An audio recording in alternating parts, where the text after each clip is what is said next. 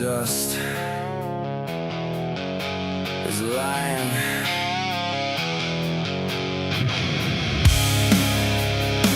We turn the veil tonight.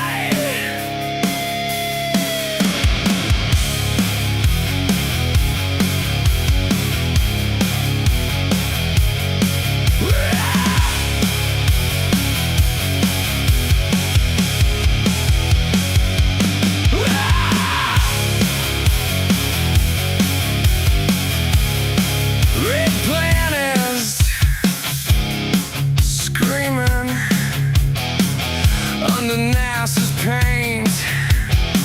They color correct the truth till it fades away. Face on Mars stares back with ancient eyes. Pyramids rising where the dead wind cries. Cylinders gleaming in the rover's glare. Stone circles standing like they don't belong there. Brian Corey Dobbs got the footage on lock. John Ward slicing through the pixels non-stop. Cosmos, Ricardo, Calvario, Jason Huffman, Shaman, 7-Eleven, Alexander Cheskowicz. We're all in. Mars Disclosure Live, ripping the lies apart tonight. Pyramids on Mars, life in the dirt, ancient cities buried. Feel the hurt. Mars Disclosure. Truth is burning through the red sky. We expose the history, the nuked out past. Potential for life. It's ours at last. It's ours at last.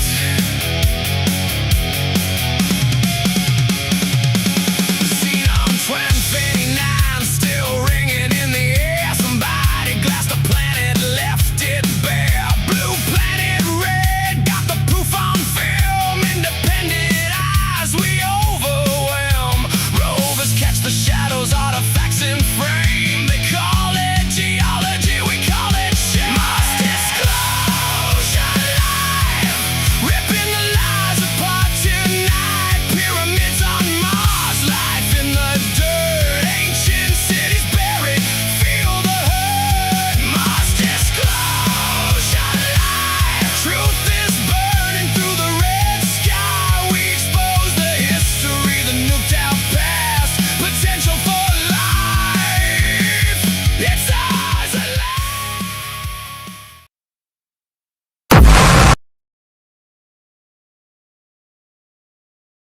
Sponsored by Spores MD for your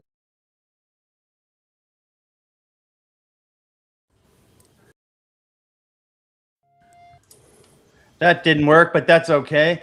Greetings, humans. It is Sunday, March 5th, and we are live on 7 YouTube channels, 2 Rumble channels, 3 X channels, Twitch, and Facebook for another epic installation of our series, Mars Disclosure Live. Today, we're going to be talking about Hollywood's portrayal of Mars over the years. We're going to show some potential fossils on Mars. We got 2 spectacular finds from our very special guests who I'll introduce in a moment. And we're also going to do my favorite part, our artifact examination segment, where we look at Mars anomalies, and each panelist gives their objective opinion. It's going to be a blast. Thank you so much, chat. Shout out any questions you want. Let us know where you're watching from. And yeah, let me introduce the panel. Of course, I am Dave from Dave's Multiverse, your host for this wild ride into Mars mysteries and cosmic secrets. I'm all about chasing down the unknown, digging into alternative histories, and bringing together the sharpest minds to flip what we think we know about the universe. And I'm looking forward to jumping in and having some serious fun with my friends today. So without further ado, let me introduce everyone. I'm gonna introduce everyone, ask them how they're doing, and ask them what is your favorite Mars movie if you have one. And so first up, my lovely producer, Miss Indonesia Jones. Bringing the spark is Megan Gibson, aka Indonesia Jones, with her infectious enthusiasm, boundless curiosity, and sharp eye for detail. She keeps the energy high, the questions popping, and the whole show flowing like a total adventure. Megan, how's it going today? Do you have a favorite Mars movie? Thanks, Dave. That was really sweet. I gotta go Mars Attacks. There you go. That's coming up. Classic. There's lots to choose from, but that one's super fun. Outstanding. Next up, say hello to Alexander Cheskovich, the brilliant author of Deja Vu, Has Everything Already Been, and editor of Dave's Multiverse. He's been diving into mind-bending questions about time, lost civilization, and our forgotten global heritage with a smile and a spark of genius. His fresh take on ancient myths and alternative history add exciting new twists to the Mars puzzle. Oleg, how you doing today, brother? And do you have a favorite Mars movie? I'm doing very well. Thanks for having me on again. Each time I'm learning so many new stuff about Mars, so can't wait for today. I unfortunately don't think I have a favorite Mars movie, at least they aren't coming up in my mind, so I won't answer that. No worries. Maybe you'll have one at His- the end of my His segment. favorite song is the Martian polka, I'm sure. There you go. Next up, the shaman himself, Jason Huffman. He's from the Shaman and Philosopher podcast. This charismatic co-host and my friend blends razor-sharp research with philosophical fireworks to connect Mars anomalies straight to humanity's bigger cosmic story. Get ready for some serious, fun mind sparks from Jason. How's it going, buddy? Do you have a favorite Mars movie? Oh, goodness. Thank you, David. Wow. King David of the multiverse just laying out words, just putting smoke on his guests right off the bat. Boom. Now I Let's see. go. Man, thank you, sir. Listen, Mars Attacks. Okay, I was at an age where Mars Attacks kind of annoyed me. Those little aliens, they were they were fucking creepy, dude. They were a little creepy at a certain age. Now, the comedy, I later found. Mars, man, why is it all the Mars movies, it seems to me, are just kind of negative, and there's a very dark element to a lot of them. So when you talk space movies, I'm going to throw out Interstellar because if somebody hasn't seen it, they should go put themselves through it and see if they come out the emotional ringer the other side, also going, you know what, that's probably kind of maybe how it is. So that's it for me on movies. Thanks for having me, dude. Looking forward to this as always. No problem. And we are going to take a look at Mars Attacks in a little bit. And Interstellar is probably my favorite movie, so I'm glad you shouted it out. Next up, get ready for the legendary Jean Ward, trailblazing independent Mars researcher and graphic design wizard, who's a master at spotting anomalous structures, megaliths, and mysterious artifacts hiding in NASA's own photos. His razor-sharp eye is rewriting the Red Planet story in the coolest way possible. Jean, welcome again to Mars Disclosure Live. Do you have a favorite Mars movie, and how the hell are you? Wow, thanks, Dave. Nice intro. Thank you, I appreciate it. Mission to Mars with the face, dude. Yeah, that's my favorite too, actually. I saw that on my first date with my first girlfriend. So there you go. Some type of disclosure there, I think. Yeah. I didn't even know there was an actual photograph picture of a face on Mars when I saw that movie. So there you go. Next up, dynamic independent researcher Ricardo Calvario from the Institute for Natural Philosophy and also the Shaman and Philosopher podcast, co-host with Jason. He is here to shake things up. He's uncovering ancient histories, wild resonances, and alternative philosophies that challenge everything we thought we knew, and he does it with bending insights that make every Mars mystery for him feel brand new and exciting. Buddy, friend, favorite Mars movie? Hi, how are you? So fantastic. my favorite Mars movie, I would say Mission to Mars, Red Planet, and John Carter. Mission to Mars, Red Planet, and John Carter. Okay, cool. We don't have John Mission Carter to coming Mars and Red Planet are from the 2000 year. So they launched two movies on the same year about Mars. Yep, and we'll notice during my presentation a change in how they present Mars over the years. So look forward to that. Does Blue Planet Red count? Can I change my vote? It should. I'm just sitting here thinking about it going, damn. I should have said that. Brian's movie. We're Sorry, talking Brian. Hollywood, but it was a good segue into the next guest, the man himself. Award-winning filmmaker and fearless journalist Brian Corey Dobbs, a brilliant director behind the groundbreaking Mars Disclosure documentary. Blue Planet Red, as Jason mentioned, he's right on the front lines, dropping shocking evidence of ancient life, advanced structures, and game-changing events that could flip everything we know about Mars on its head. I'm really curious, what is your favorite Mars movie? Dude, Dave, these intros are epic. Great job. Favorite Mars movie? Let me interpret this. Everybody already picked the best ones. So, okay, God damn it, this internet connection. I'm going to come in here from a different angle here. I'm going to go with Doom, 2006. Ooh, yeah, good choice. Some Video of you are game like, reference. wait, what the hell is he talking about? Yeah, it has its charm. Okay, it wasn't the best, but I'll take it. All right. Were you a Doom video game player? Oh hell yeah! Awesome. Dave, the intros are great. I just wondered, can you talk faster? No, I cannot. That's the fastest I can talk. And lastly, get ready to welcome our very special guest, Gary Legier, better known as the Mars Revealer. This eagle-eyed independent researcher is famous for spotting incredible anomalies, faces, and hidden artifacts right in NASA's Mars imagery. With two of his latest explosive finds and sharp artifact examinations, Gary is bringing some of the freshest and most exciting discoveries to the table today for his first appearance on Mars Disclosure Live. Welcome, my new friend. And do you have a favorite Mars movie? Hey, so can you hear me right? We can, but you're echoing. Yeah, I don't know why. Now you're not. You're good. All right. Yeah, so hello, everyone. Nice to meet you all. Some of you already met. No, hello, the others I haven't yet. How you doing? But, John, you brought up the mission to Mars. There's two of them, actually. Mission to Mars with the face. But if you notice, there was, what was the big prospect in that? They were trying to solve a code. Yes. And it was that code which led them to go inside the face, therefore under the surface of what was being seen on the surface. I'll leave that at that. That's for a whole nother show and study. But the other one from the 50s, maybe some of you may not have ever heard of it. I covered it on my show before the Martian Revelation. Rocket Ship XM.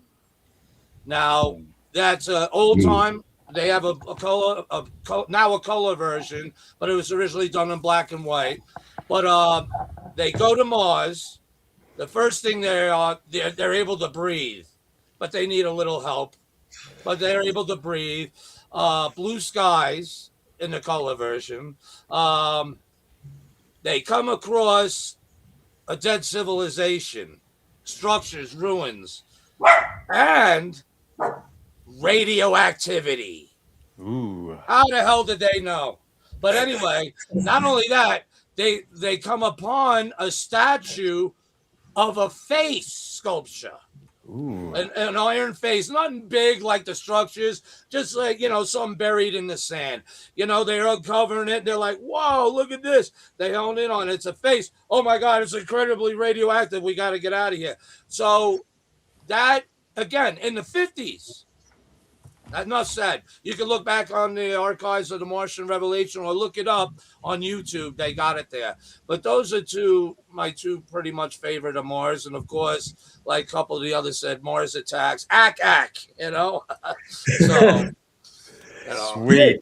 If I may, Dave, Yes. he mentioned something very interesting. How did they know about the radiation?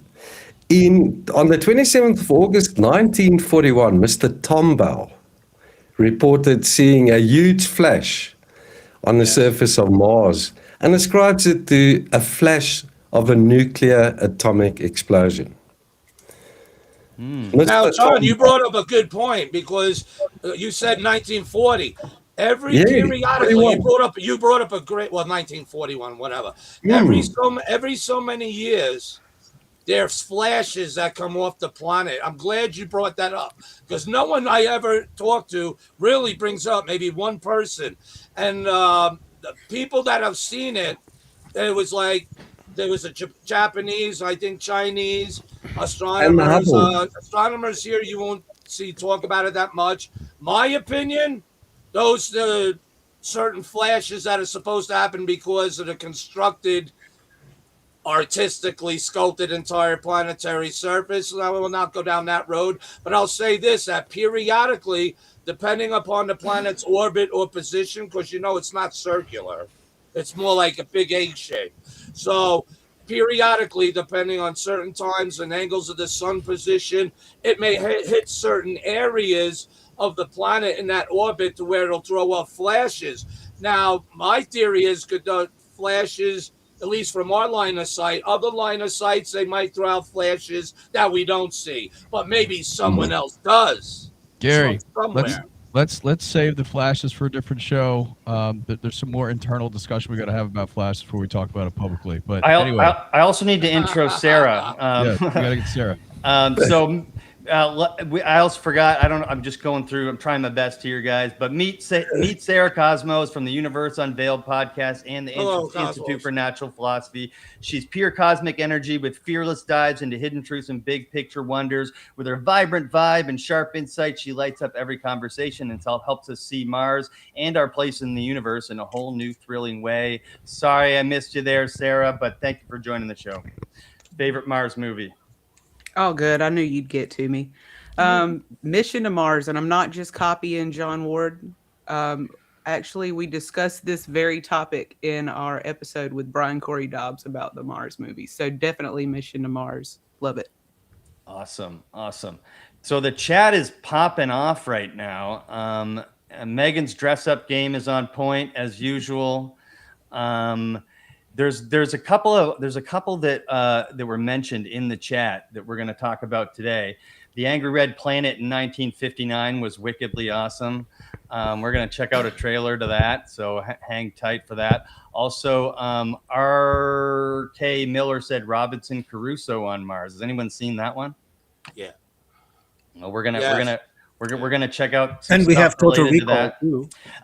too. We're getting to Total Recall as well. So I'm about to take you guys on a journey through Mars in Hollywood over the years. Okay, but first I must say this is a fair use disclaimer. We're going to try to do this without getting copyrighted. This presentation uses short movie clips under fair use for commentary, criticism, and education, and transformative analysis regarding Hollywood's portrayal of Mars and its connection to Mars disclosure topics. So please don't copyright me. Hey, Dave, real quick, we might have Yes. a better chance of getting through this copyright issue if you just leave off the sound. I don't know if that kills the game though. Well, I'm going to try to do like 5 to 15-second clips, and I'm thinking that'll work. Yeah, 12 to 15 seconds, you got away with it. Yeah, and also I'm going to be like overlaying some stuff over the clips and stuff. But the stuff before like the 1970s, we don't have to worry about. All right. Are they YouTube videos, Dave? Like you got the Yes. stuff off. Okay, I have not run into any issues sharing YouTube videos, no matter what they were. I've shared music videos because I wanted music, as long as I had the artist video up front and I was literally sitting there going, "Hey, check out this video." You know what I mean? I haven't, just saying personally. Well, that's all. Hollywood, 20th Century Fox, they're all over this shit. So They need we're money. Let me just add this. I tried including just a 10-second clip from my own film in one of my YouTube videos, and I got hit with a copyright strike. I get Really? copyrighted by Yeah, myself facts. all the time. So Wow. but fair use YouTube. This is a fair use thing. Okay. So first up, the oldest one I could find. Sorry. What about if you play it at 1.5 times the speed? Will that work? It might. I can give it a try. Sorry, man. I didn't mean to open up a can of worms. You go, Dave. Just do it. Yeah, you go. Yeah, do it. The best solution is always to download the video and invert the image, and therefore the recognition cannot tag onto the video. That's what everybody does. You just Well- invert the video, not backwards. We're not due. It's Right too to late. left. It's too late for that. I know. No, AI is definitely not going to trigger on this now, Dave. So maybe I'll do it with no sound with the ones after 1970. But I really don't think it's a big deal because it's not the end of the world. We're just having fun here.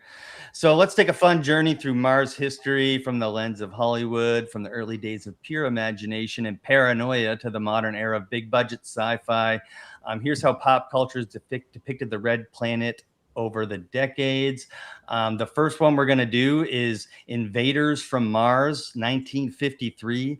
A young boy witnesses a flying saucer land in a sandpit and watches Martian invaders mind control his parents and the whole town in a classic 1950s Red Scare paranoia.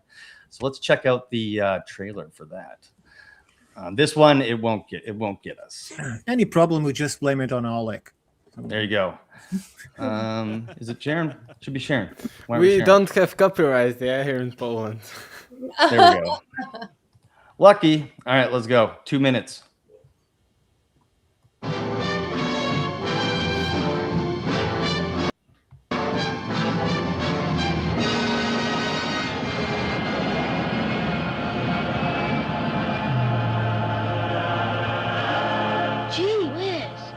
Gee whiz.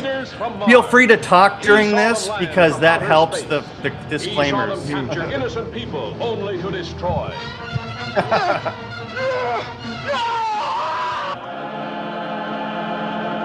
Father turned against son. Oh! Changed into strange, weird animals. Weird animals. Why? The general of the army becomes a saboteur. Well, now that's a documentary. Trusted police turned into arsonists. Why? The boy's parents changed into killers. They were smoking reefer. Reefer madness. But nobody's getting anywhere out there. Nobody can locate anything. Anybody. The Martians. We've got to stop them. Oh, shit, who's describing the world today, wasn't it? Invaders from Mars. Capturing humans at will for their own sinister purposes. Nice question. Instruments of destruction. I think that was a room in Epstein's Island, wasn't it? Just figured out my next costume. They went crazy with the budget. Invaders from Mars. Amazing. Weird, fantastic beings Oh, of that's superintelligence. off-putting. Ruling a race of synthetic humans and pitting them against mankind's dream to conquer the universe. Looked like one of Elon's designs, those. They were dropping some truth bombs. Those are much better looking. But possible. Possible. Who knew a world where synthetic humans would be a topic of discussion? Right, I got it back. I predicted the fake alien invasion back then already. So the Martians are brainwashing everyone from a backyard sand pit. Does this feel like early Hollywood disclosure of NASA-style mind control and cover-ups? Anyone? If we are the aliens, then yes. Has anyone seen that movie in the chat or anyone on the panel? I have to go see it now, though. Yeah, I'm totally gonna watch it. It looks like it has its uses, huh? It's epic. 1950s Red Scare stuff that was popular in the 1950s. We're gonna see a little bit more of that here in a second, but I thought that was hilarious. Well, it is. It's the type thing, Dave, that gets made now on purpose, right? Truly. So it is funny seeing it. Well, that was our made on modern purpose too, I think. Well, I mean, was it? What year was it? Well, you know what I mean by that. 1953. Yeah. When we see that, and like Sarah and I were both kind of losing our shit with our mics on mute, we were laughing at it, and people have mined that, and actually use that now to make movies as a form of comedy, making it like those were made, though they weren't made, with comedy in mind back then. Yeah. Totally. Keep in mind that the reaction we are having now by watching this movie was the same sensation that the people were making the first Star Wars. They thought he was completely insane. The costumes are absolutely ridiculous. This is going nowhere. This looks like a Z movie. So, and see how it turns out. Ricardo Petrazzi in the chat has seen it. So yeah, there you go. You can watch the whole thing on YouTube, I'm pretty sure. So next up, the Angry Red Planet. Somebody mentioned that. The Angry Red Planet is 1959. The first manned crew lands on Mars, fights giant spider rat monsters and carnivorous plants, and gets a creepy alien warning. And spoiler alert, but only 2 of them survive. Can you guys see that? Good, you can see it. All right, let's watch this one.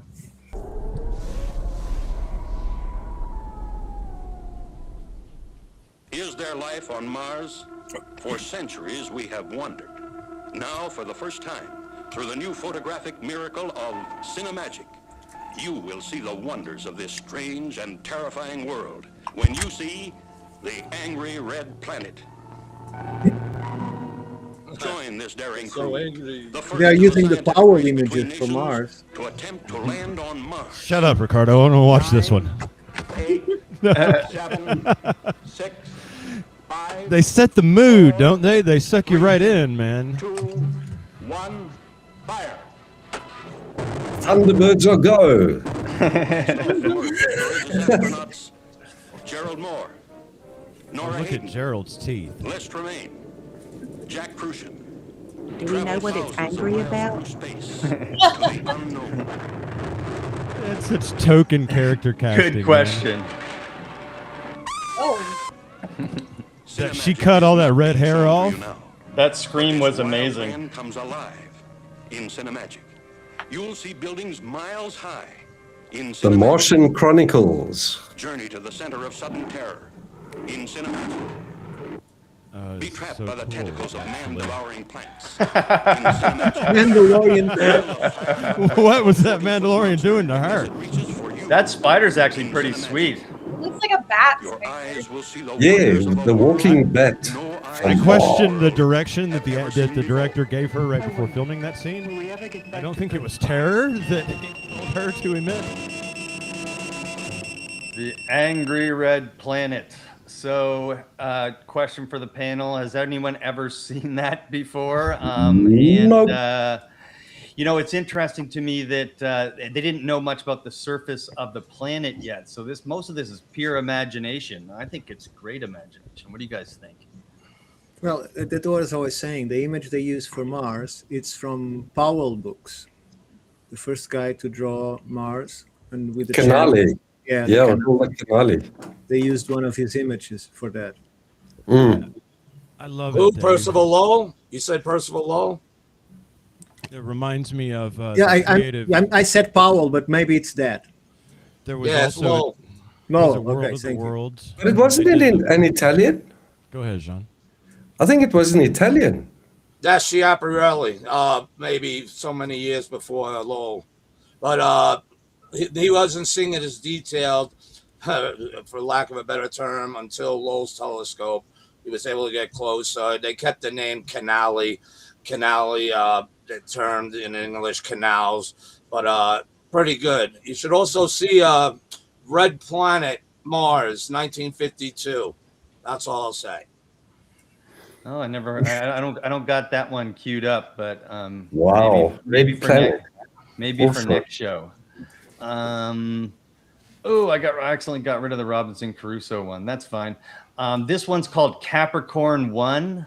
In 1977. Has anyone seen this one? Only on documentaries they mentioned that. Like the moon fake, the Mars fake. Yep, NASA fakes the entire first Mars landing in a studio because the real mission is too dangerous, then has to cover it up. Moon landings. Oh, yeah. Let's go ahead and share that one.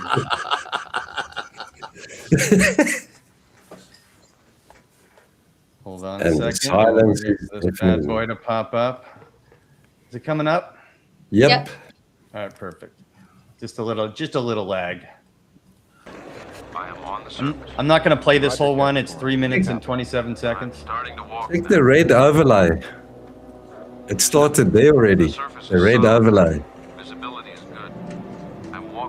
When we know the sky is blue, yeah. If the guy is on Mars, why there is a red ball flashing on the screen pointing to Earth, a position on Earth? camera now. I have the camera. Hmm. Picture will get shaky. Yeah, Movie making got creepy, didn't it? if Stanley Kubrick made it, there wouldn't be those strange balls of light, yeah. Houston, I am You'd see them reflecting from above, from the studio lights. And it would actually be good. Look at them walking slow motion. Ready, slow mo. Oh, apparently O.J. Simpson is in this. Yeah. Ooh. Yeah, he's got that glove.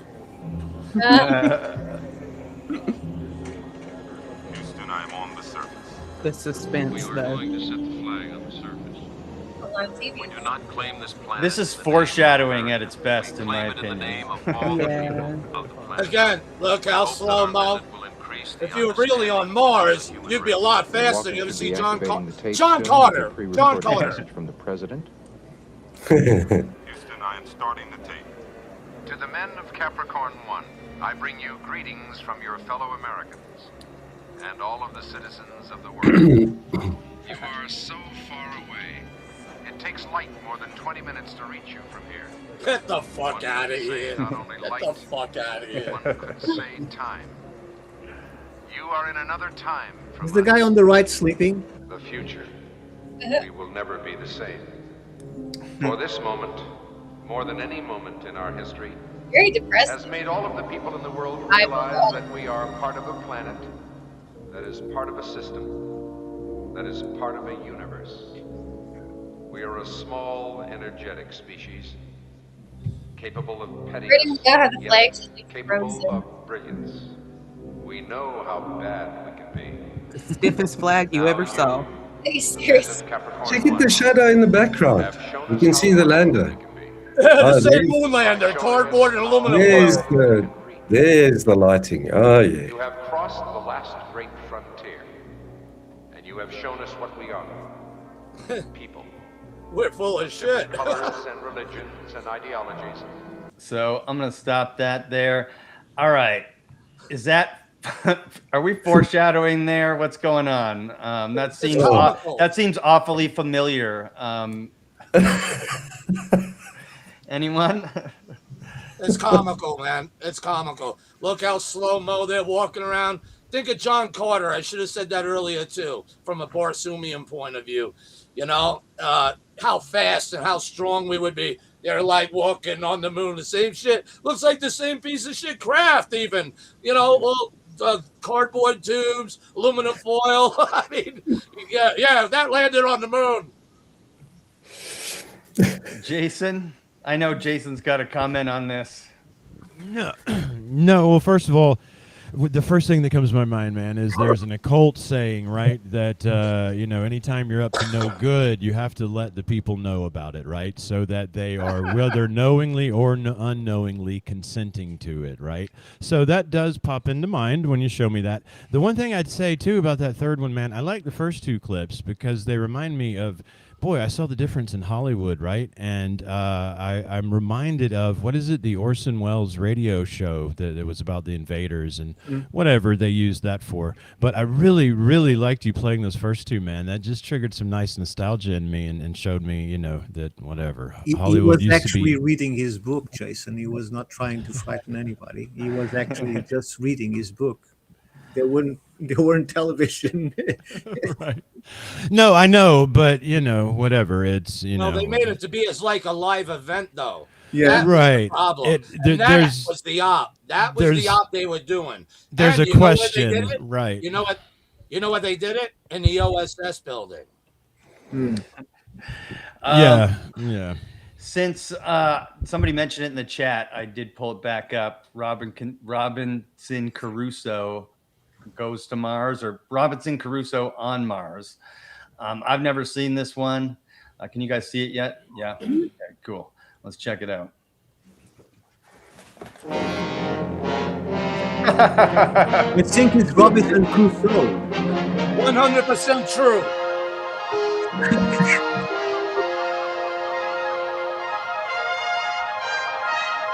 It's not Caruso, it's Crusoe. You know what I mean. Yeah. No, Caruso is the guy of the glasses. Science fact come to life. Oh, look at that. On hell. Is that a fresh blanket of snow?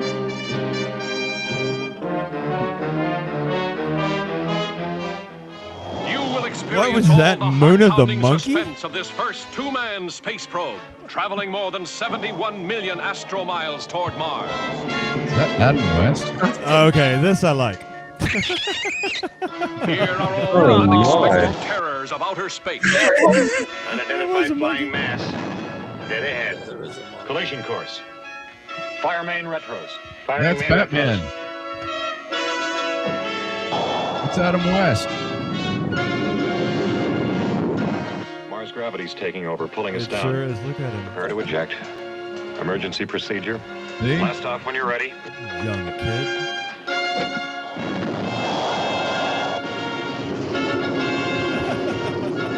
The scorching surface of the fire swamp that is Mars. It's like Dante descending. A world no man has ever seen, and now one man must explore alone. A temporary home is found. How long can a man stay alive? Now, my two most difficult problems are air and water. I have, with what's left in my tank and one reserve cylinder, enough oxygen for, about 60 hours. Of course, once my air gives out, water won't matter. No air to breathe. But suddenly an unexpected source of oxygen. The life-giving miracle of the yellow stones that burn like coal. Here is a modern Robinson Crusoe struggling for survival in a cruel environment. Finding water. Discovering a source of nourishment. But unable to lick the most terrifying problem of all. You've got to face the reality of being alone forever. The devastating laser beams with which spacemen from the constellation Orion Oh, War of the excavate the rare Worlds. minerals of Mars. From Orion. Okay. The escaping slave worker who becomes a modern man Friday. Anunnaki legend. The storm of burning ashes whose fury descends on Mars. Catastrophe The polar legend. ice cap and How the many wild movies is surface this storms movie? that cover the planet with freezing cold. Who's that guy? Sage. The holocaust of searing hell when Mars and a flaming asteroid collide and turn the ice cap into molten lava. Boy, they're working all the Violent history social into this, aren't they? bombardment of Mars by attacking humanoids from another galaxy.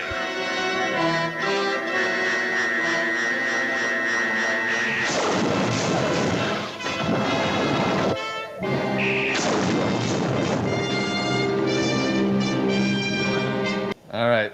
That actually seems like a pretty dope movie. I'd watch Yeah. that. I'll Anyone watch it. else? Yeah, I'll watch it. Is that all you guys got out of that? I mean, I'm just thinking about the scientific No. accuracy of it. Yeah, What- Brian? Look like the beginning of the film Definitely said. watch it, but Gary, Like the they big- certainly put a lot of history in there. Just to echo you and springboard you there, they put a lot of history in there. It seemed, especially there at the end, they were cramming in catastrophe and then just sort of a lot of human history into a bit. Go ahead. Well, Dave. at the beginning, it said based on science facts. What science facts? They go there. Air could be, oxygen could be got out of the rocks. I had Brandenburg on the Martian Revelation. He played this movie. He talked about the science. A civilization that was on Mars, human slaves. What are they trying to tell us? It's very interesting, you know what I'm saying? And we're not alone. So what are the, based on science facts? I don't know. I find that incredible. Let me just say that in 2024 they released a paper showing that the mineralogy that exists in the abyss between certain island, so between Cuba and Mexico, if I'm not mistaken. They dropped the sound because, and they were doing different experiments, but the sonar, the sensor started to detect increasing levels of oxygen in an anaerobic or whatever it is called, sorry for my English, area of the ocean. And so they investigated and they realized that there are some stones, type of minerals, of stones at the bottom of the abyss that have cobalt, and they call it polymetallic stones. And these stones are somehow interacting with one another and creating electrolysis at the bottom of the ocean and producing oxygen. And that's why there's species living at those depths that need the oxygen. They are taking the oxygen from what is produced from the stone. So stones can produce oxygen, but Yeah. Even there's like extremophiles that live like underneath the polar ice caps and stuff like that. oh, and sulfuric acid and yeah, and they create their own oxygen and they create their own energy and all kinds of stuff in ways that I don't think we totally understand. So And on the outside of the space station. Yep. Well, we know that Mars' surface, as it is today, it's producing what? And it's not just in the atmosphere; it's coming from the soil, from the surface, methane, and Yes. also spikes of oxygen. Yeah. So where's that coming from? Obviously, it must come from some type of life going on in the surface, right? Being released.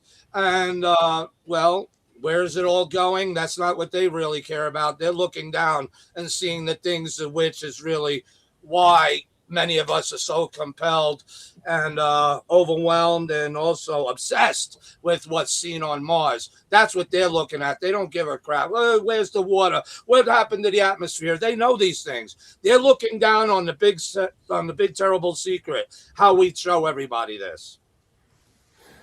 There you go. Somebody mentioned this one. It was. I loved this movie when I was a kid. I was a big Arnold Schwarzenegger fan. We've got Total Recall. Arnold Schwarzenegger gets memories implanted, ends up on a gritty, mutant-filled Mars with over-the-top action. Anyone else like this movie? Oh, yeah, the huge pyramids. Gary, the huge very entertaining when it came out. Dude, let me just say, if you rewatch it now, in light of all that we've been discussing, it's uncanny about how much they got right. Yep. I need to go back and watch it then. That's supposed to be the DNM pyramid, by the way, back there. It's less science fiction and actually more rooted in the data that we've collected about this planet over the past 50 years. I don't know if they knew that at the time, but going back, you can see a whole lot. You can appreciate it in a whole much deeper level these days. What about the three-boobed lady? Was that Yes. was that accurate? Scientific accuracy, no matter where it comes from, Dave. You're about the same age I was when this came out, weren't you, Dave? Yes. Yep. Okay, so I'm going to keep the sound on. I'm going to turn. I'm sure P.T. Bond had a few ladies with 3 breasts. Remember, there's 3 pyramids in Giza. Oh, it's a sacred number. 3 is a sacred number. True. Everyone talk a lot during this, okay? Let's go. This is Arnold Schwarzenegger, Quaid, arriving on Oh, you're Mars. putting the new version. Oh, let's go. Oh, no, it's the original. It's the original. You mean the pyramid mine? Pyramid mine. I used to work there till they found that alien shit inside. Can everyone talk? Say Yeah. stuff. Look at that jawline. Well, it's terrible, isn't it? Pyramid mine. Did that lady have 3 breasts because there's 3 pyramids in Egypt? a pyramid Dude. mine. Do her alien technology. nipples shoot out light?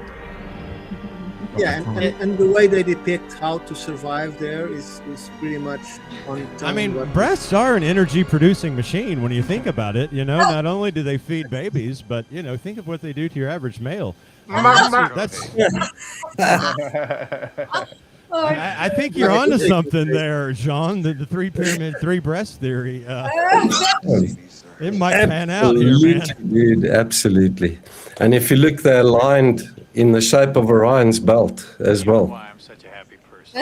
Look how But they it- use the canyons. It won't be in this version, though. Got the red skies going again. And There's definitely no dead people buried in there. So probably a few obelisks to be found. I'm gonna stop sharing there, Brian. You it's definitely too red, but you said they got a bunch of stuff right. What did they get right in that movie when you Well, watched it second time around? I just once they start like the whole premise of the film is that he's going there and he's trying to right all of the injustice there, and in the process of doing so uncovers all of this ancient alien technology that is buried within these pyramids. All right, and if we are to introduce what remote viewers have seen about Mars and the metaphysical analysis by channelers that I'm in touch with, it's not that far from the truth if you allow that into your narrative. Now, if you're just talking about nuts and bolts, I think at the very minimum, at the very least, we've identified these structures as being pyramids on Mars.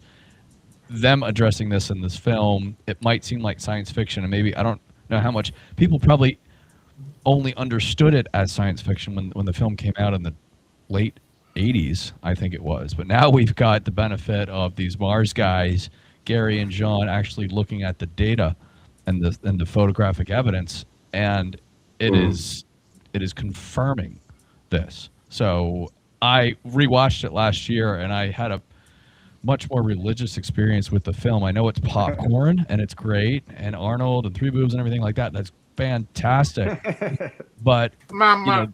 this whole thing really resonates with me spiritually, man. It's just because we're talking about a lost civilization on another planet, what happened to them. So anyway, I can appreciate it on that deeper level. That's all I'm saying.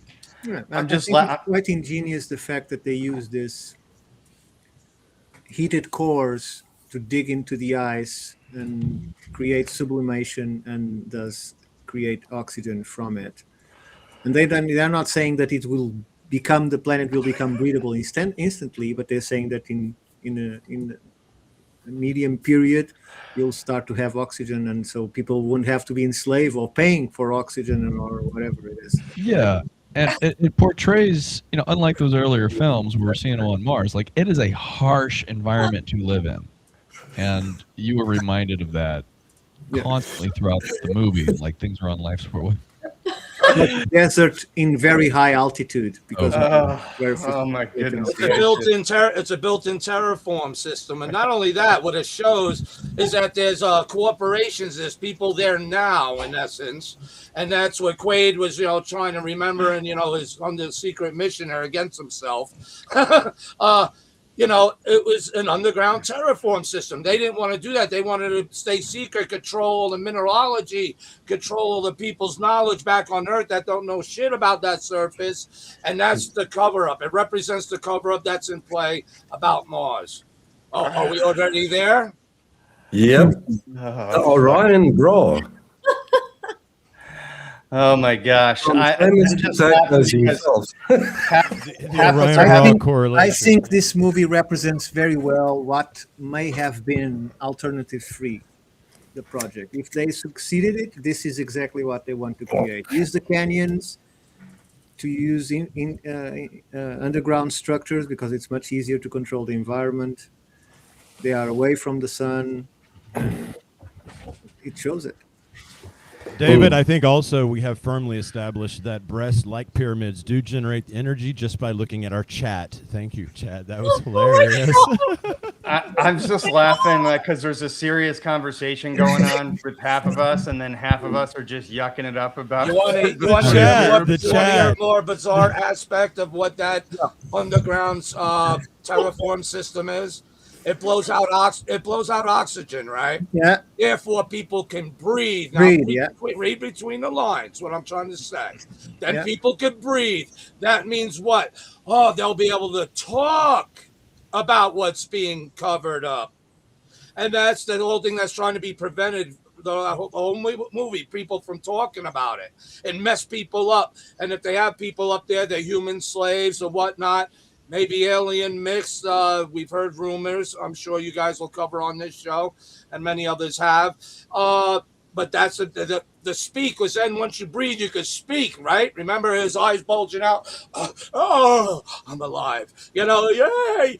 Now, you can speak. And they survived the cover-up. Think about it. And it's alluding to what? It's alluding to a code that goes to UFO diaries. That's a future show that'll blow you away. Shout out to Wow. the super chat, Arnold in the 3 boobs. Wow, thanks for putting that image into my head brain. You're welcome Mama. to everyone. Yeah, was that you that went, Mama? I lost it, man, when you did Yeah. that. Oh my I was god. like, who the hell did that? The triplets comment too. Like, Yeah, for triplets. Oh my gosh. All right, we got a couple more to do, and then we'll be done. We'll be done with this. We talked about Mars attacks, so let's just take a quick look at Mars attacks, just for fun. Can we see it yet? Anyone?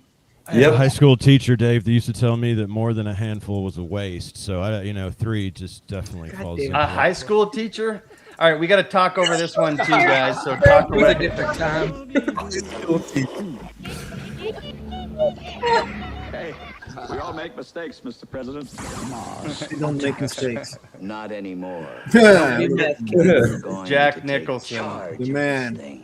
This is a good role, man. I like his role in this one.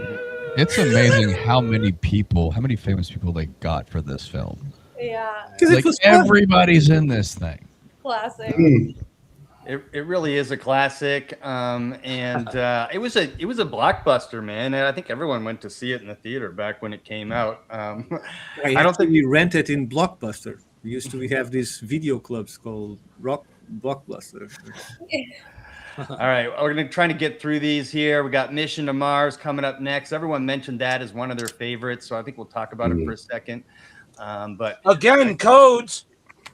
Yeah, what's weird about this one is, like I said, I went to see it in theater with my first girlfriend on my first date, and went well, got a kiss and everything at the end. Rock but on. I gotta My say, man. I didn't know about the actual face on Mars, so that was like a whole new thing for me. But the movie was life-changing for me.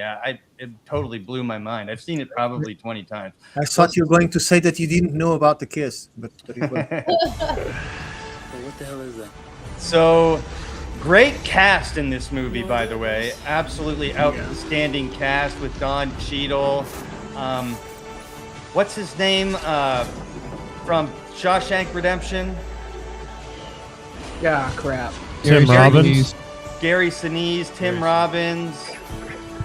Absolutely outstanding. And great Vangelis music. Oh yeah, there we go. Tim Robbins. No, Andy Dufresne. Andy Dufresne, there you go. Our better special effects coming into play.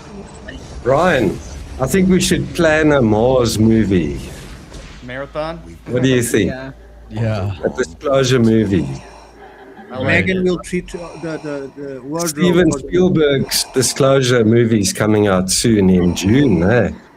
That's going to be a blockbuster. That'll be great. Yeah, Brian, let's make a movie, man.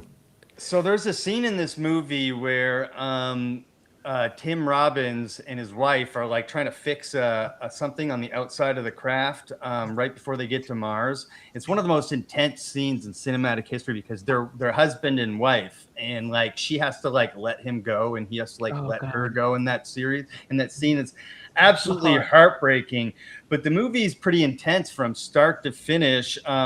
Sarah, were you one of the ones who said it was your favorite Mars movie? Yeah, that's my favorite Mars movie, hands down. Why? It's the other scene. It's the one after they start the countdown, and someone said special effects were great. This was cutting edge at the time. I mean, it was like you were there for the first time. I also saw it in theaters. So, when they finally get down to, the main point of the movie, and they're doing the countdown, and this extraterrestrial whatever comes out and shows the story, like the simulation that it did with the story was just like it cut me to my core, and I don't know why. And it's something that's always just stuck to me. That is my absolute favorite part of that movie is when the alien shows up and runs the simulation for what happened to their planet. Like it's just so powerful. And then sends the DNA to Earth. Yes. Yeah. It's very emotional. But at least we now know that they got it completely wrong. There's no planets orbiting nothing as in that. All right, Mr. Calviero. That'll be enough of that. Just absolutely blockbuster performances from Don Cheadle, Gary Sinise, Tim Robbins. Gary Sinise decides to go with the ship at the end and does not return because I think his wife passed away or something. She was the one who was supposed to be the original commander of the mission. So it's just full of human, emotion, man. It's just an powerful movie. He won the prize for solving the code, and the prize was to take humanity out to the stars. Yeah. Well, and Ricardo mentioned this. These two came out in the exact same year, which was very interesting. Two blockbuster movies with outstanding cast. This one had starring Val Kilmer, The Red Planet. And this one's a little darker and a little more sci-fi. They had a crazy robot dog thing in it as well. We're just gonna play a quick segment of this.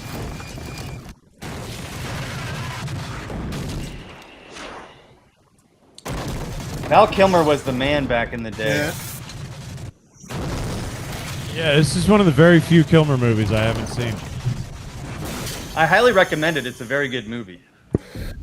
What was he in charge of sanitation? Sanitation engineer. I'm trying to remember. Let me find the. It reminds me of Space Quest, those movies that you used to get in the 80s and 90s, where the guy's on this spaceship that looks like a giant vacuum cleaner and he cleans sewage systems. He's a janitor, space janitor. I haven't seen that, but this they're trying to terraform Mars, and the robot goes rogue on them and starts killing them all. So, very good movie. Olek, you haven't seen any of these, I don't think. Are you noticing a trend, a change from the 50s to the 90s as these movies advance? I haven't watched most of them. I watched these crazy alien ones, and I remember when I was a kid, I also was scared of them, so don't remember it very well because I was too scared at the time. I see a huge difference from like the 50s, 60s movies and then 70s. A huge shift and a huge change in how they portray everything and realism of everything. But also, you see, these two movies, these last two were aired in the same year, and I see still a difference between them. Like the second one looked cheaper for me, but I don't know about the rest of everything. And yeah, I think that there is some hidden knowledge of Mars that maybe was delayed to the public, like maybe some. And it's also in that movie that the guy takes his visor off and he can breathe. There's oxygen, yeah. That's right. I forgot about that. There's another movie, Stranded. I don't know if I've seen Stranded. I'll leave it at Martian. that. You gotta watch it, and we should do a show on that. We're gonna get to my second favorite Mars movie. Okay, starring the OG himself, Ice Cube. All right, the Ghost of Mars. Absolutely love this movie. Has anyone seen this? Years ago. The Ghost of Mars. It was supposed to be Nope. a routine prisoner transport. There he is. On the suspicion of murdering 6 rail workers. The bodies were hung and Got that strong ass eyebrow. But here, Oh yeah. a million miles from home, Anybody home? Jason Statham. Oh yeah. I ain't going back. they're about to discover nothing is what it seems. Who's the chick? Is that We've got a situation here. Everybody in the mine's gone Is that- inside. Charlize Theron. What the hell is going on out I don't know her name. No. She was super famous though. It takes us. I'm talking about a kind of possession. Natasha Kinski? Something's kicking up. Maybe. We need us. He was a chick in Species. None of us is gonna survive if we don't stick Oh together. yeah. Come on. Time to stay alive. Time to stay alive. So, in that movie, Ice Cube he's a prisoner, but he ends up joining the police to fight ancient ghosts possessing the miners. So, ancient ghosts on Mars possessed all the miners and started going rogue and killing everyone and turning them into so realistic? I don't know, but full of action and Ice Cube one-liners. Oh yeah. Oh yeah. I honestly think you guys should watch it. It's worth a watch. And then the last one I'm going to show, and then I promise we're done, is what a lot of people say is the most accurate Mars movie scientifically ever, and it might be the most recent blockbuster. And no one mentioned it, I don't think, is their favorite Mars movie. Can anybody guess what it is? The Martian. The Martian, yes, The Martian. Oh. I like The Martian. I don't know how, if you guys feel about The Martian. That was funny. That was funny. It was funny. Yeah, there were lots of humor. There was a lot of humor in it. Like funny, unironically, or ironically, or. Well, it was his shit. It's just very realistic in the terms of the technology that we think we have and the odds that he will have. So in that sense, is a very good movie. He went crazy though, but well. This is the one with Matt Damon. It's all it's so dark. Matt Damon. Matt Damon. Matt Damon. It's just depressing story. Well, like humanity, like that. It's being lonely, man. It's part of it. It's why the worst thing they can do to you in prison, the biggest punishment, is solitary confinement. Yeah, I guess. I think it's the best part when of prison I is was solitary lonely, confinement. You don't have to be with the other people. Well, most people go crazy because of that. Brian, what do you think of The Martian, man? Yeah, I thought it was an overall great film. Ridley Scott, Matt Damon, great cinematography, grounded in really well-established scientific research about the planet, about the physics there, about what it would be like to live there and survive there, and they have to do the return trip and the timing of it all. There are a few minor quibbles, but overall, solid production. Yeah, I really enjoyed it too. Matt Damon was outstanding in it. Megan, did you see The Martian? I remember seeing it back when it came out and enjoying it. Does he end up in some multiverse at the end? Is that different? No, that's Interstellar. Interstellar. Okay, I think I'm getting those confused. Yeah, Interstellar, though, it's not a Mars movie, but it's an outstanding movie. So, guys, I just wanted to end this presentation by saying that Mars movies have always been fun, but to me, and the theme that I see is disclosure and what I call soft disclosure, right? Yep. We've been getting soft disclosure about what I believe is truth that's been known for a long time through pop culture, and they did it to us with Mars as well. Would you guys agree? Yeah. Absolutely. Yeah. Acclamation. Concur. That's what it is. Ran out of ketchup and had to switch to Vicodin. Not Mars, but we have a movie about the moon in 2009 called The Moon, where you have this character completely alone, sending message home and receiving message from home. He goes out and do his mining with his big vehicle, right? And then he realizes that he's a clone, right? Because they age. Moon. Moon, yeah, that was Sam Rockwell. And puts yeah, I cried in that movie, man. It's an amazing movie. Yes, the poor guy. Bloody hell. I haven't seen that movie. People Who's in didn't that? watch it because it was on the sidelines, but it's a very interesting movie. I think it came out in 2009, Dave. Yeah, 2009. Yeah. Who's in it? Sam Anybody Rockwell. famous? He looks like Tom Cruise. I just wrote the movie for everybody because you don't supposed to know that he is what he is. But Thanks, Ricardo. I've got ADHD. I'm going to forget that in 5 minutes, so don't worry about it. But that's the end of my I learned to tune you out long Mars ago, and Ricardo. Hollywood.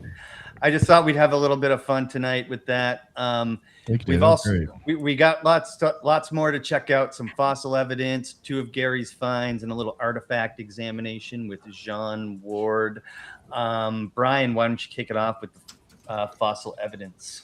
Yeah, actually, I think John and I both have some presentations on fossils, completely separate stuff.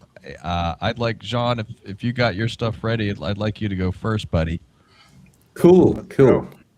Sean, as Right. usual, has put together a very nice professional PowerPoint slide presentation here. I just love his work. Now, I wanted to mention we had a comment that was like pareidolia, pareidolia, pareidolia, pareidolia. So let's see what the chat thinks, and let's see what the panel thinks when it comes to pareidolia. So, Yeah, I'm wondering if that was facetious or not, Dave. I don't know. I don't know. Hey, was that facetious? Whoever said that? I think it's because NASA always says everything is pareidolia or geology. Yeah. I think it's just a play on words. Yeah. Is this better? Yeah. Would you rather see everyone and have this view? I think so. This is good. Yeah. All right, cool. Go for it, Right. John. So you guys can see my screen, eh? Yeah. Those who as claim usual- about the pareidolia, the NASA that claims about the pareidolia, they're the guys in Total Recall preventing the oxygen from making people breathe. Oh, of course. All right, so I've listed the source material. So you can go to any of these and check out the photographs you'll be featuring for yourselves. So let's start. The first one. This is directly from the Curiosity rover. What does that look like to everybody? Coral. Coral, same. Now, I concur. Underwater plant, coral. Yeah. this, I think, John, correct me if I'm wrong, but this is Paul. I think it's taken directly into the rover. I don't know if Gary or John, you remember this, but from what I remember, this it's just a little thing like this, taken right underneath the rover. But yeah, it's small. It will fit in your hand for sure. Yeah. Do you recall what NASA said about this? They reckon it might be electrical discharge, something like lightning that hit the ground, and it made this strange glass feature, and it's uncovered here. They reckon it might be electrical discharge that made something. Like this. So it fused sand from the discharge, is what they're saying, and then the sand was blown, and this structure was revealed under the sand. Yeah. I thought they said it was sort of sedimentary layers that have piled up where river used to go. But Yes. regardless, it looks like coral. Yeah. It's not the only one that they found. It's just one example, one of the more popular examples. And there it is. You're right. I'm comparing it to finger coral. This whole area around Gale Crater, around Mount Sharp, I speculate there was lots of water there because of those boxed-in areas that I've shown you in previous videos, those huge boxed-in areas. They could have been something like fish farms or salt mining, that type of paddies, you know what I mean? Yeah. Mm-hmm. And this just speaks to it, that there was water once. That'd be a in that tiny area. mud plant. It could be a fulgurite. I think that's what NASA is saying, electrical, like lightning strike I've sand, seen right? similar ones on Earth, but they don't quite look like this. They don't look like this, no.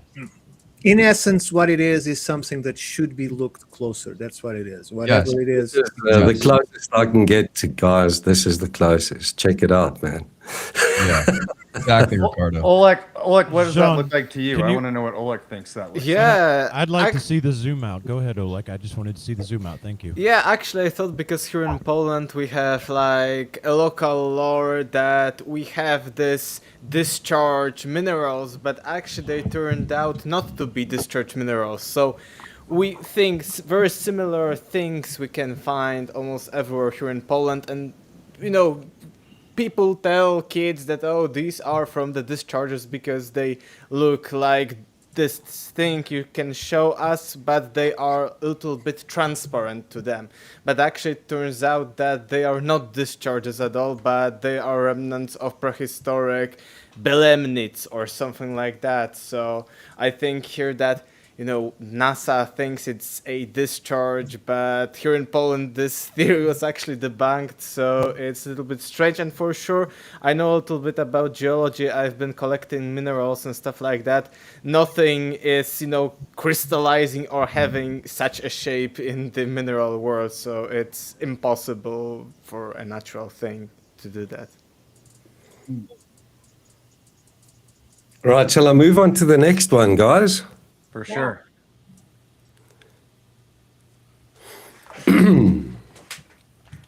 Shall I zoom in?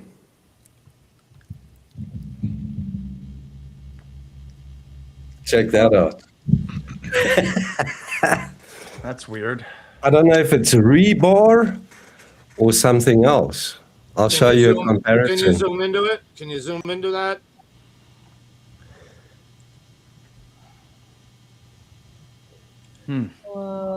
It's just strange. It is You strange. don't want to fall on it, that's for sure. Yeah. Did you capture the It's kids got that were that playing with the drill rock? look. Check there. Cypress trees, right? They grow in swamps and they make roots that stick up out of the water.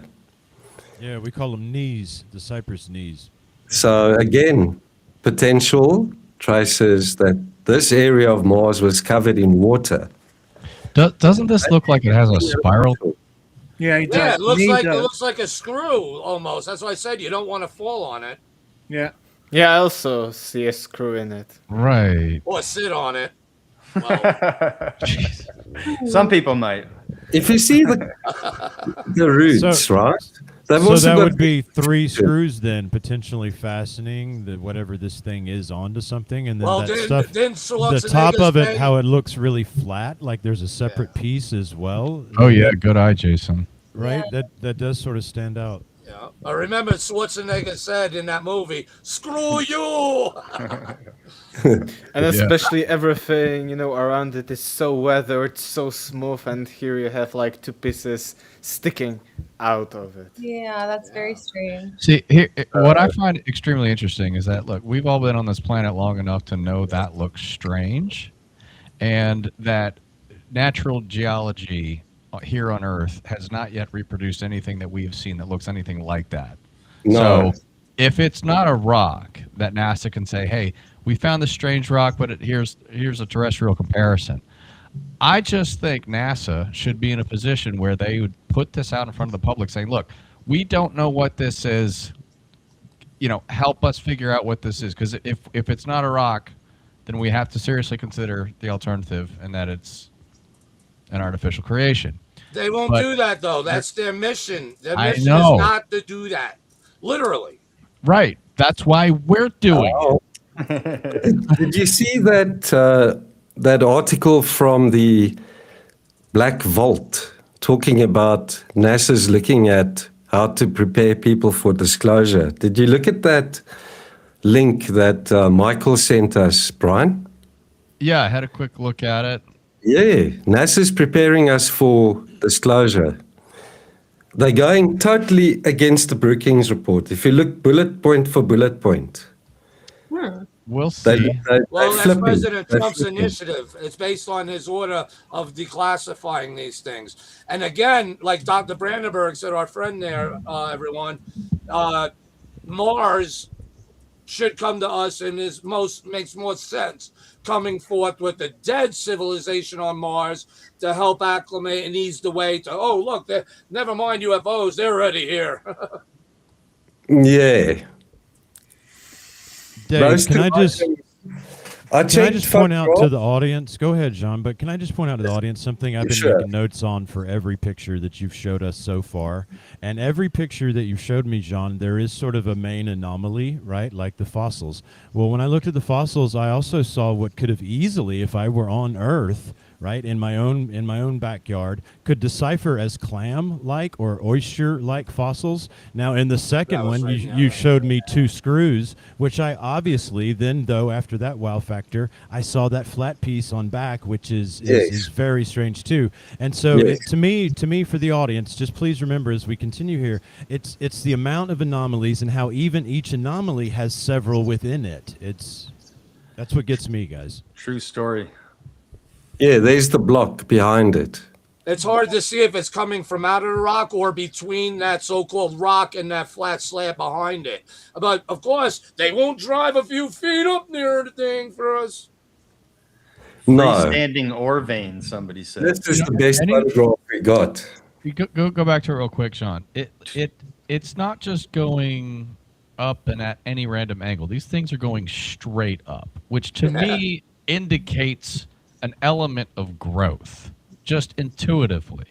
I could be completely wrong, but it's just the variety of different anomalies that we see in these pictures that NASA takes that you cannot, it is unreasonable. I think it is so entirely lazy just to apply this pareidolia term to everything. Oh, we're just seeing things. Clearly we're not. Those things look more machined than natural, though. That look like a metallic, drill-like. Maybe that's it. Yeah, it looks machined. I don't know. Yeah, I mean, I'm inclined to agree with Chat and Gary here that if this stone were, you see how it's fallen from all the rest, and if this were a structure, and if these people were constructing and they had metal, perhaps this just fell out and it landed, and that's why these things, just like if I screwed a piece of wood into a wall and it fell out, I'd see these things sticking straight up, right? That reminds me of rebar. A couple people in the chat said rebar too. I don't know. This one's weird. Machine. I don't have a whole lot to say about this one except that it's weird. It's interesting. Yeah. Okay, these two items in the background are sticking up. I've looked at another photograph that shows the shadow that's being cast off both of these items. There you can see, the sun was shining directly from above. So you can't really see. I'm getting like tree roots. Yeah, same. Driftwood. None of you get the impression that we're looking at like rusted metal? It kind of has that metallic, old rusted, ancient, rusted look to it. People in the chat are saying that. Corrosion. I could see corrosion. In that case, it could be just a tube that would go through the whatever it is gone. This white material looks as if it's like sheet metal that's rusted away. But these things look different when you zoom in on them. They look more like, I don't know, branches or something. Yeah. Somebody said boards will split like this, and yeah, they will. An overturned tree. I mean, that's what that does look like, Sean. I agree with you on that one. Roots, yeah. That's very different to the material next to it. The material next to it is thin, like sheet metal, and parts of it eroded or rusted away. But these things are like, there's structure to them. They're thick. They've got thickness to them. Whereas the material next to it is thin. Looks like rusted iron to me, man.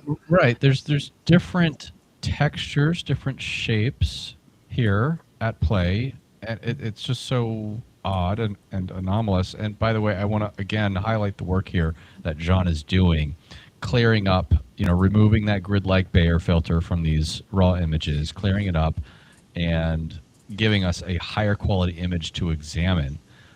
This is exactly what NASA should be doing, but they leave it to the independent researcher community. And I guess fortunately for all of us, we get to make a live stream out of it and talk about it and throw it around the room and discuss it. We don't know what the hell this stuff is. That's what we're just trying to, take a magnifying glass here and figure out what the hell it is. Yes. Jason made a really good point that each one of these has each anomaly has anomalies within it. Pareidolia fulgurates. Pareidolia fulgurates. Pareidolia. All in our mind. We're the ones with the problem. We think we see a branch, man. We think we see a rusted piece of metal. Oh, it's pareidolia. God forbid. They can't destroy every crinoid now. Some of this stuff probably is pareidolia, but the fact that there's so much anomalies that they can't all be pareidolia. You know what I mean? Yeah. What's this one? Okay. Yeah, this one, it may not look like much at first. Kind of looks like a bone. Yep. That's the first impression I got. Okay, we're going Like on of a spine or intuition something. here. I'm not right. saying it is. I mean, Of just that course. looks like right. But your eye is trained to spot certain things that can work for or against you. But I think it's worth to take a closer look, as Ricardo just said. Okay, we get a higher quality look at this. And John, throw up the comparison that you found. It must be a rock. It must be. God forbid if it's anything else. I can't handle that. Like, look at that. Is the triangular piece that is beneath it fit in the triangular bit that is missing?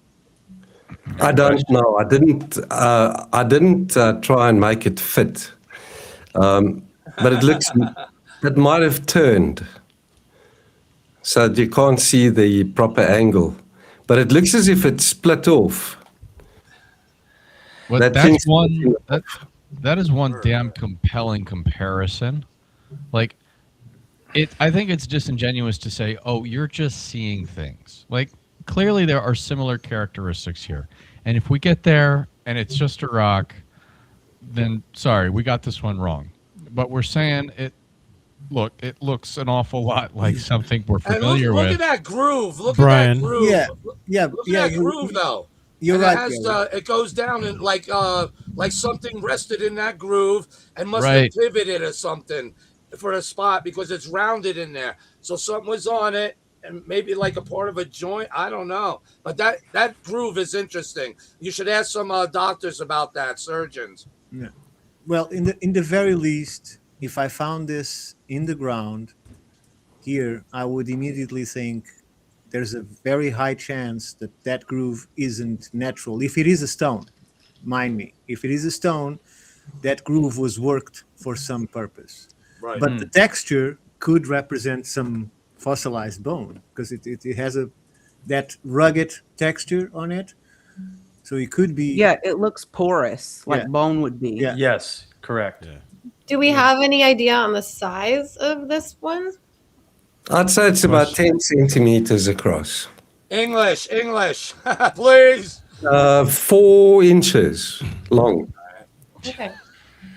Jason, what were you going to say? Sorry, Brian. It's just that, with all the pareidoia and the everything, and, I always try to bring everything through the lens of my experience, and my experience, of course, here on Earth, right? But still, when we're looking at all this stuff, trying to take one particular item, right, and say, I see one particular thing. Now, while that is fun and granted, and it catches a lot of people, still, to disarm, I think, a little bit of all this pareidoia claim, what I see, right, no matter what we're looking at, is a hell of a lot of pieces of something, right? All of them exhibiting these signs to which we can't quite ascribe natural phenomena, right? So no matter what each particular thing is, it's this overwhelming amount of these anomalies that makes me see pieces of something, no matter what we guess it might be in particular. Thanks, Brian. John, have you put that image excluded from the environment, just the pieces, and ask an AI what type of bone you think it might be? That's a good idea. Knows everything. I can do that. I'll do that experiment. I'll let you guys know. Just take the rest of it and just ask what kind of animal would be this. So that's actually a great idea. Yeah. People keep saying vertebrae. Jacqueline said vertebrae. I don't know. Something was definitely in that place, in that groove, in that dialed out. Something was definitely placed there, whether or not it's a rock or not. Something. Nature put something in there, the rest in there, that's looking like it had a purpose. Below it almost looks like flint napping, like a flint. So below it. Yep. I'm almost more intrigued by that, honestly. This is cool, and I've never seen a natural stone that looks like this in particular, but I'm having a harder time with this one. But below I see a flint. Yeah. Absolutely. Yeah. Through that. Next one. Right. What do you guys see there? I can see why people always claimed it was a bone. It's interesting. Yeah. But it ain't human. It ain't human. Look at the two. There are differences. But if it's a femur, being a hominids typically have femurs and such.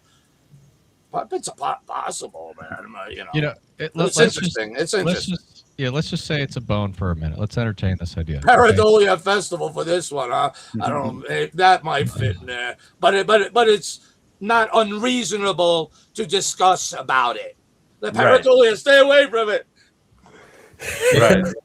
This could be a broken down, like what John showed before that was sticking up out of the ground. If this sort of broke off and fell down, like maybe it's just one of those things. I don't know. But if it's not, we always have to remind ourselves whenever we're looking at images from Mars that what we're seeing is at the very least millions of years old. Now, the atmosphere of Mars is less than 1% as dense, and long story short, the erosion rate is not going to be nearly what it is here on Earth. So a bone and things like that might decay if it's exposed to the elements quite relatively quickly here on Earth, but on Mars, erosion is going to take a much longer time. So there's a question in chat, can metal survive millions of years? On Mars, most likely yes. And once things have fossilized rocks, there's not a whole lot of weathering that happens on Mars. So these things are, and it's quite cold. And as Dr. Brandenburg says, things have been essentially preserved in a deep freeze for millions, if not longer, of years. Now, that's a funky looking rock. If that's a rock, that's a funky looking rock that we haven't really seen here on Earth. Yeah, so, but if you point that, then the bones had to be exposed after the erosion factors are removed from the equation. So something had to have happened to this, let's suppose it's a bone, to this creature, right? While the environment was still sustainable, where there was water, where there was atmosphere, right? So, or when it was blown the shit out of and pieces flying everywhere. Yeah, but so it has been there after those conditions are created, not as it was when it was a living planet. That's the supposition I'm making in here. Right, and there's a chat here, comment about Devon Island. Look, I see this stuff all the time. If there's anything to it, I would like someone to come to me with actual direct evidence. Come with me just with source URLs. Don't just come to me with random YouTube or random anonymous unsourced videos telling me that these are all photos from Canada somewhere. Bring them a ticket. Bring them a ticket to Devon Island. Like this Canada Devon Island stuff has got to stop because there's I just haven't seen any actual citations of what they're claiming. Anyway. Yeah, you're right, Brian. Look at the mounds and the hills and things that the rovers photograph. If people can find those specific mounds and hills in Canada, in Devon Island, photographs of them and compare them side to side, yes, then they might be onto something. Make the argument. I'm open to it, but make the argument, man. Do your homework and come to me with some serious stuff. Yes. Show like-minded surface features and things that you compare side to side. That would help a lot. Okay. Do you have a wider shot of this image, and could you see if those brighter stones are elsewhere or just concentrated in this part? Ricardo, there are other photographs I can look at, but I've only prepared this one. No, I mean is next time you do, try to see if you find the same type of stones or they are concentrated on just the mere image that you are taking. Because different types of stones don't aggregate in the same place. Normally the geology is more or less the same from place to place. I think we can see though, and go back, John. I think we can see that in this photo. I mean, to me, it just looks like it's the one that stands out. Yeah, it's completely different from the rest in terms of color. Yeah, there's a few little pieces that look like it, and that one piece to the far right that almost looks round, like it's got a little hole in it. That's another odd one. And in the top of this bone, my comment on the bone-looking thing is I see when you're on the zoomed in the shadow right under the ridge, the little mushroom type ridge, it almost looks like a perfectly round hole. I don't know. So when you're down under the right there, right where your mouse pointer is, that's just interesting. Don't know what it means, but Stay on it's that interesting. image. Stay on that image. All right, go down, go down. Oh shit. Go to the left. Yeah, go down. Under it. More. I'll let you know when to stop. More. Not the one. The next one, right next to it. The next one. Yes, look at that. Look at that groove. Can you zoom in on that? That kind of looks like a bone cut in half. Look at the groove. Yeah. Is there a way to zoom in on that? Not in PowerPoint. This is a PowerPoint presentation. My bad. Well, let's get Sorry, the note dude. out. It's probably nothing, but it looks interesting. It does look interesting. I'd like to see the Mono Lake photos that this ground stain guy's talking about, just so we're doing our homework and as comparison. But Yeah, I did look at this. And there is a flat stone to the right of the zoom out image, completely flat stone in the middle right. Not on this image, the one that you have. No, yes, to the right in the middle, you see a flat stone like a slab. On top, but right on the edge of the image on the right. to the far right. Now, down a little bit. Down, you down, don't see the down. flat stone there. Yeah, Right there. I do. Yeah, I see It it. looks like it has 3 geometric sides by the look because of the cut of the image. I'm not saying it's geometric. And in this case, what is that thing on top? Is that the rover? The shadow. This. Yeah. Right. Yeah. Yeah. So they took samples from this, almost for sure. Well, they Yeah, destroyed why, the fucking thing. why doesn't the rover pick this thing up, look at it, take a whole bunch of pictures, and say, "Hey, internet, what does this look like?" We've done they have the ability to do a chemical analysis of these things. So Yeah, but Brian, I think this picture is taken after they destroyed the evidence, because I think Yes. they were rotating that's Yes. Right there in the center. Look right there in Iron. the center. It looks freshly broke. Not Yeah, enough dust on it, like exactly. someone doing pow. and that's why the dust is not on the other stones. Can't let people see that. Yeah, so the stones were mixed up by this two. It seems like how to call it, steel filaments, right? And mess with that center, and that's why some stones are shining, because it took the dust off of them. Yeah, it even Yeah. looks depressed in, like someone just pushed it down. Yeah.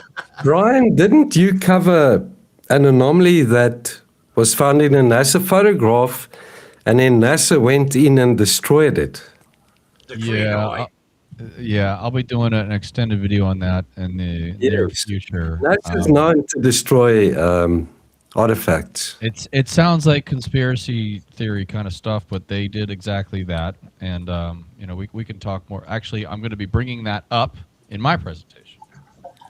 Cool. I wanted to shout out the chat. Wait, go the back, chat's- John. We're gonna come back to this one. Go back to this. The chat's absolutely on fire right now. They're like putting some of these pictures in AI for us and stuff. Bill Schwantz said that he tried with AI in some of these pictures, and it spits out a NASA, basically a NASA answer. That's why I said ask AI. It'll tell you everything. No, you have to isolate. When it Isolate declares the itself bones God, completely. many of you will bow down to it too, won't you? You have to delete Yeah. everything around the bones, otherwise You've got to do a deep edge, and then also flip the image so that the AI can't go and look at photographs that are already in the archive. You've got to give it something that looks new. My question is, what was the rover looking for in here? Because I think it was the rover that disturbed this piece of ground right here. Can you see just underneath the brushes over Yeah. here that we are And moving one on? of the brushes is not perfect as the other one. You see, one of them did hard work because it's all. This looks like a Yeah, piece of one's metal. all abraded, like it just Yeah, got done exactly. using doing Exactly. Yeah, this darker dirt looks like it has been disturbed. Yes. something. Yeah, like someone went punch. The rover's also driven over a number of anomalies a couple of times.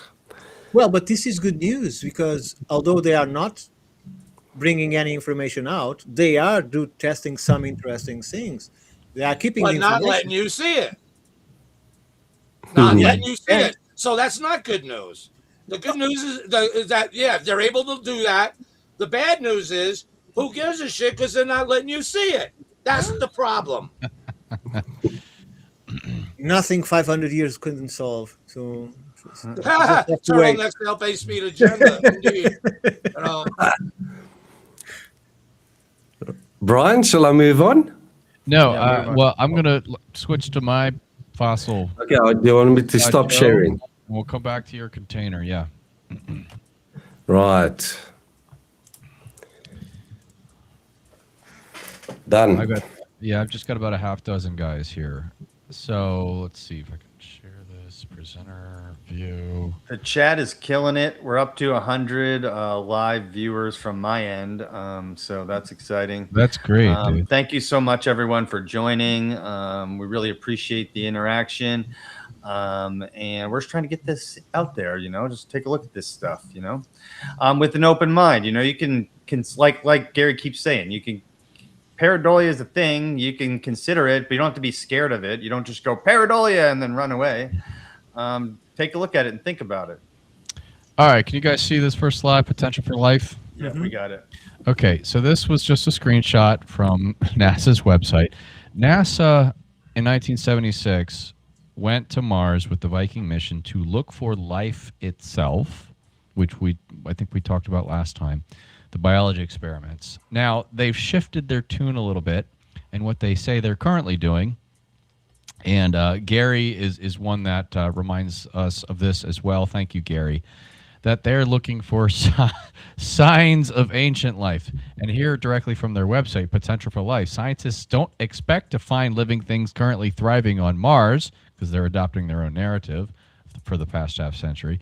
Instead, they're looking for signs of life that existed long ago when Mars was warmer and covered with water. Now, what does signs of life that existed long ago mean? In my book, that means fossils. So we just went over Jean's slideshow of stuff, and maybe some of them are, maybe some of them aren't. We don't really know. We're just a bunch of regular old folks trying to figure it out, and we're seeing some strange things.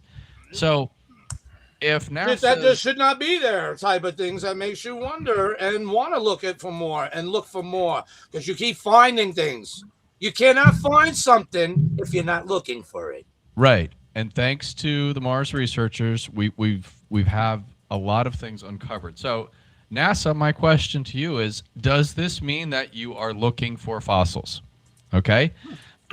Now, I'm not sure how much we talked about microfossils previously, but we're just going to briefly cover that right now, because one of the most famous and noteworthy examples actually came in 1996 when Bill Clinton talked about the Allen Hills meteorite that they confirmed actually did come from Mars, and it had this little tiny structure in it that the scientists... I swear I did not nut on this rock.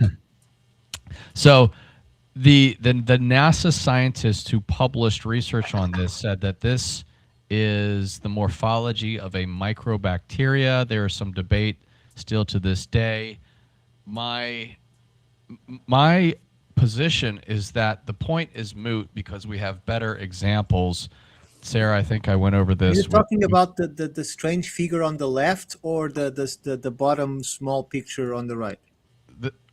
Can you guys see Bill Clinton here? Oh, it's Bill Clinton. I thought that was the strange fossil that we're trying to identify. Okay, sorry. Yeah, this little tiny worm-like creature here. That's a good one. Sarah, I think we talked about this on Universe Unveiled, so forgive me if I'm retreading some territory here. But this is what most people consider to be the only example of a microfossil embedded within a meteorite, and that is not true, as I learned for myself making the film, because I got in touch with Richard Hoover. Gary, Gary's been doing this a lot longer than I have. Gary already, talked to Richard Hoover, talked to all these people. So Gary, forgive me if this is yesterday's news, but for some people, that's all right. It needs to be. Yeah, for some people, flushed down. See how old he is, bro? He deserves the respect and the position because he has the balls to not only tell you, oh, I wish you had a picture of it. He'll go, shit. He'll open it right up. Right, exactly. So for those people who haven't seen this yet, this could very well be paradigm shifting information. NASA astrobiologist. I'm going to click the slide here right after. Let me just say this first. During the film, I met with NASA astrobiologist Richard Hoover. He's now retired. He's in his 80s, but he worked for NASA from 1966 to 2012 up until his retirement. And he has published multiple papers on microfossils found within meteorites. And while I was interviewing him for the film, I didn't know about this, but while I was interviewing him for the film, he's like, yeah, I've discovered microfossils in meteorites. I'm like, well, Professor Hoover, if there was only a photograph we could show, because there's this famous photograph we're looking at right now, the Allen Hills photograph, that gets posted in major mainstream news websites. But if there was only a photograph we could show to people of your discoveries, and he just laughs, and he did exactly what you said, Gary. He whips it out on his iPod and just starts his iPad and starts showing me at lunch. And I'm like, well, why the hell didn't we lead with this? I got to go back and interview you again about this because I didn't know this. So this is Professor Richard Hoover. He worked at NASA's Marshall Space Flight Center up until his retirement. He's led their astrobiology. Cool guy. He's a real jolly guy too. Find it easy to talk to. He don't look down on you. This guy knows his stuff, and they prevented him. But go ahead, Brian. Yes. And so his research directly tied into him being essentially forced forced into retirement. For the full story, you can refer to my nearly 5-hour interview with him on YouTube. It's a whole lot, but this guy's research and career is arguably worth the time spent because he's made profound discoveries, and he's not the only one. Apparently, there's a history of finding microfossils in meteorites since 1961. Now, we only know of the one that Bill Clinton talked about, which was a big deal, but there's literally dozens more examples, and here's just one of them. These two critter looking things, and here's a zoomed up version of this thing, is what's called a diatom microfossil, and this came from the Orgueil meteorite, which fell in France. We know this is not the product of terrestrial contamination, meaning the meteorite did not fall and earth critters jump into it. These are fossils. These are not living things. There is no nitrogen content found within these things. That means they have been dead for a very long time. There's missing amino acids and nucleobases. This is not the product of terrestrial contamination. And it wasn't found on the surface. You had to crack it open and look inside. And research published by Dr. John Brandenburg indicates that this Orgueil meteorite, Orgueil meaning it fell in France. It's the town in France that it fell in 1864. Okay. Research published by Dr. John Brandenburg, the isotopic analysis of this rock indicates that it came from Mars. At least that's the position that Dr. Brandenburg has. So when we're talking about fossilized life on Mars, here's yet another example of a meteorite containing arguably, in my opinion, a better morphological example that can be identified by the untrained eye. I don't need to be a geologist or a microbiologist to look at this little thing and say, hey, you know what? That doesn't look like part of the rock. That looks like a little critter. It also proves panspermia, in my opinion, but hey, I'm not the scientist, but Professor Hoover concurs. I agree with that. I've got a whole video on that itself. Now, for those wanting to know the full story about this, he teamed up with a Russian group of scientists and published this magnum opus paper, co-published in Russian and in English, okay, with multiple examples of microfossils. They take all on a variety of different morphological appearances, but you can go and read the paper for yourself, where he says this is not terrestrial contamination. Rock came from outer space, most likely Mars, and there are multiple examples of microfossils in it. Okay. Now, to take a quick, closer look at what he found in Orgueil, like these are the most compelling images, in my opinion. There are more examples, but you have to be familiar with cyanobacteria and hystricospheres and different types of morphological shapes on the microbial scale. But these, to me, diatoms inherently, intuitively look like life. So, in my opinion, they are much easier examples for the public to accept as microfossil evidence. And as to why this isn't making headline news, I don't know. Now, just a couple of years ago, he's looking at a different meteorite called the Polonnaruwa meteorite, which under scanning electron microscopy, he's looking at these things. See these little gills? This is a different meteorite. Okay? This is a completely different meteorite, and arguably it has the same morphology as the thing that we found here in this. Look, Orgueil fell in France in 1864, Polonnaruwa 2012. How is this not headline news? Not only that, they've also been determined to originate from Mars. That's the important issue, not from Earth. Well, and diatoms create oxygen, do they not, as well? Yes. Yes. Diatoms are responsible for creating nearly half the oxygen here on Earth. That feels like a key bit of information as well. Yeah, I would say so. Okay. These are not living organisms. These are fossilized. They didn't jump into the rock after it landed. The isotopic composition of these rocks indicates these things are not from Earth. How the hell is this not bigger news? Now, I wonder, were they able to, I think I asked them this, but I don't remember the answer. If they were able, because of that, if there are any ways they could date it, I don't think there was anything materially that could be determined by just the carbon testing, or am I incorrect? I don't know, Gary. It's a good question.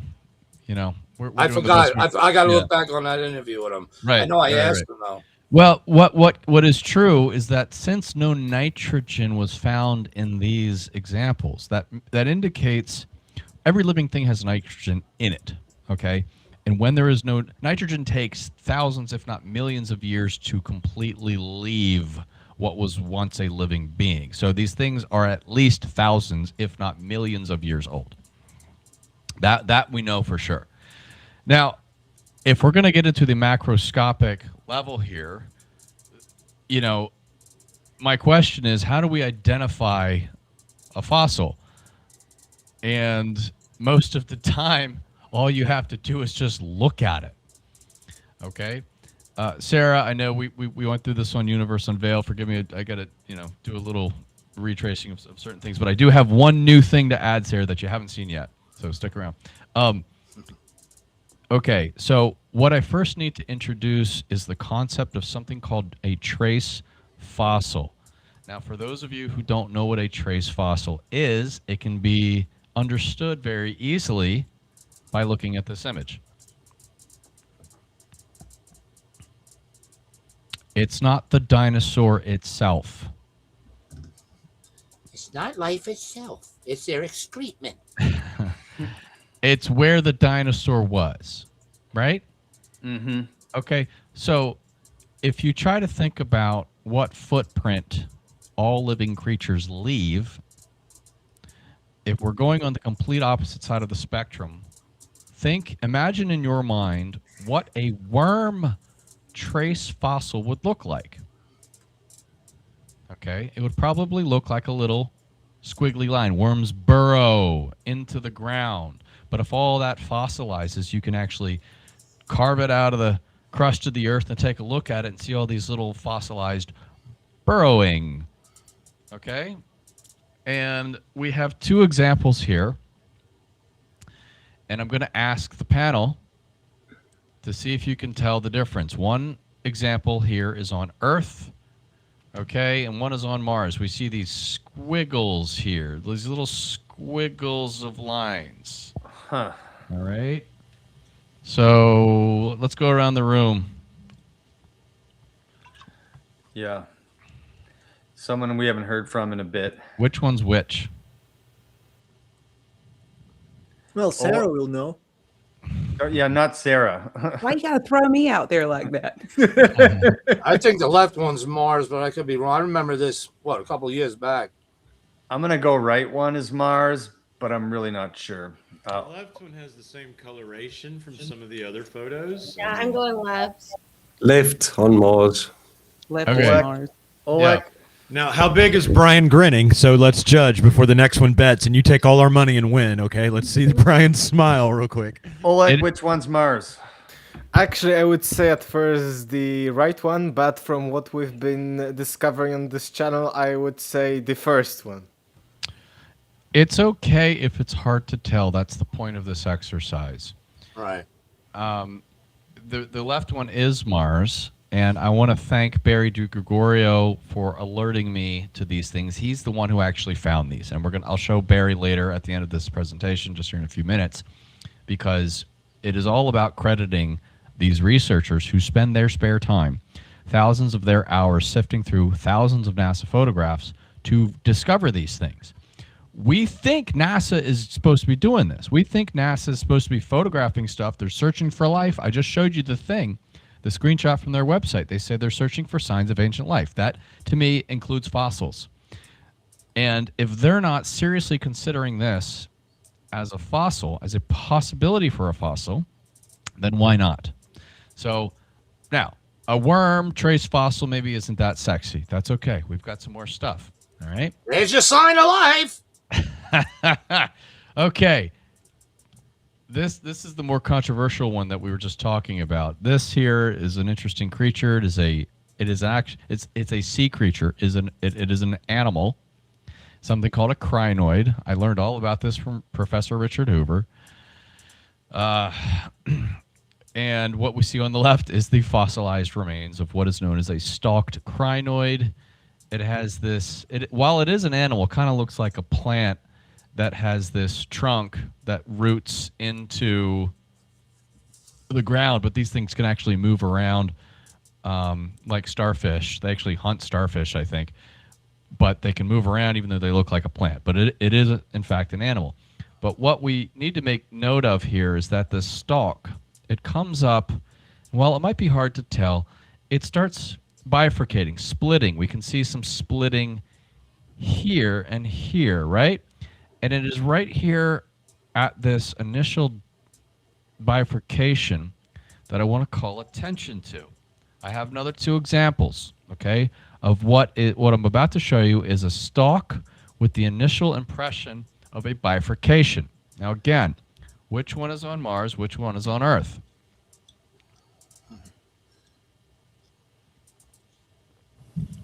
Left one's on Mars. Yeah, I think too. It's hard to forget. For those who know, it's hard to forget. Okay, for those who know, shut up. Let the rest of the room talk. Jason. Well, the one on the right looks exactly like what you just showed me a lot. It really does. So I'm going to say the one on the left is on Mars, and we'll see what happens. Okay. Yes. The one on the left is on Mars. We are seeing these platelets here. We are seeing these sections, but we see the hint of a bifurcation right here. We see the hint of a bifurcation right here. I purposely cropped it just so we could get that thing. We see these little tiny bumps surrounding it. We see the little tiny bumps surrounding it. And now, let's just say that you're not convinced. You're looking at this and you're like, I don't know. That's probably just the side of a rock. This thing here is only 3.5, 4 inches large. What's the big deal? It could just be a funky part of the side of the rock. Well, I sent this photo with no context to a paleontologist who worked at the University of Cincinnati. His name was Carlton Brett. And I said, hey, I'm working on a film. I think this is what do you make of, I just asked him, what do you make of this image? Okay. And he responds, this guy, Carlton Brett, who studies sea creature fossils. He says, yes, this looks like a fossil, specifically parts of a crinoid or a sea lily arms. Where did you get the specimen? fucking hilarious. Okay. Now, that's all the confirmation I need as a filmmaker to say, hey, you know what? This thing. Did you tell him? Yes, I did say. And? Okay. I said it was on Mars, and I never heard back from him. There you go. But I did. That's just it. He looked at it with his expert eyes, and he says, yes, to me, that looks exactly like what is being claimed. Now, that's good enough for me because he's an expert. Now, maybe not all experts agree with this, but if some of them do, my argument is, NASA, you need to take a closer look at this and alert more people of the possibility of there being fossils on Mars. Now, crinoid's a really funky creature, but hey, we get what we have. The rover's only going in these very, the rover's covering how much percentage of the planet of Mars? We have a limited data set, but what we do have, we got to make the most of. Now, this conspiracy surrounding this is that NASA's trying to cover up stuff. What did NASA do? It's what, it's like sometimes you'll hear it's not the crime itself, it's the cover up that gets you in trouble.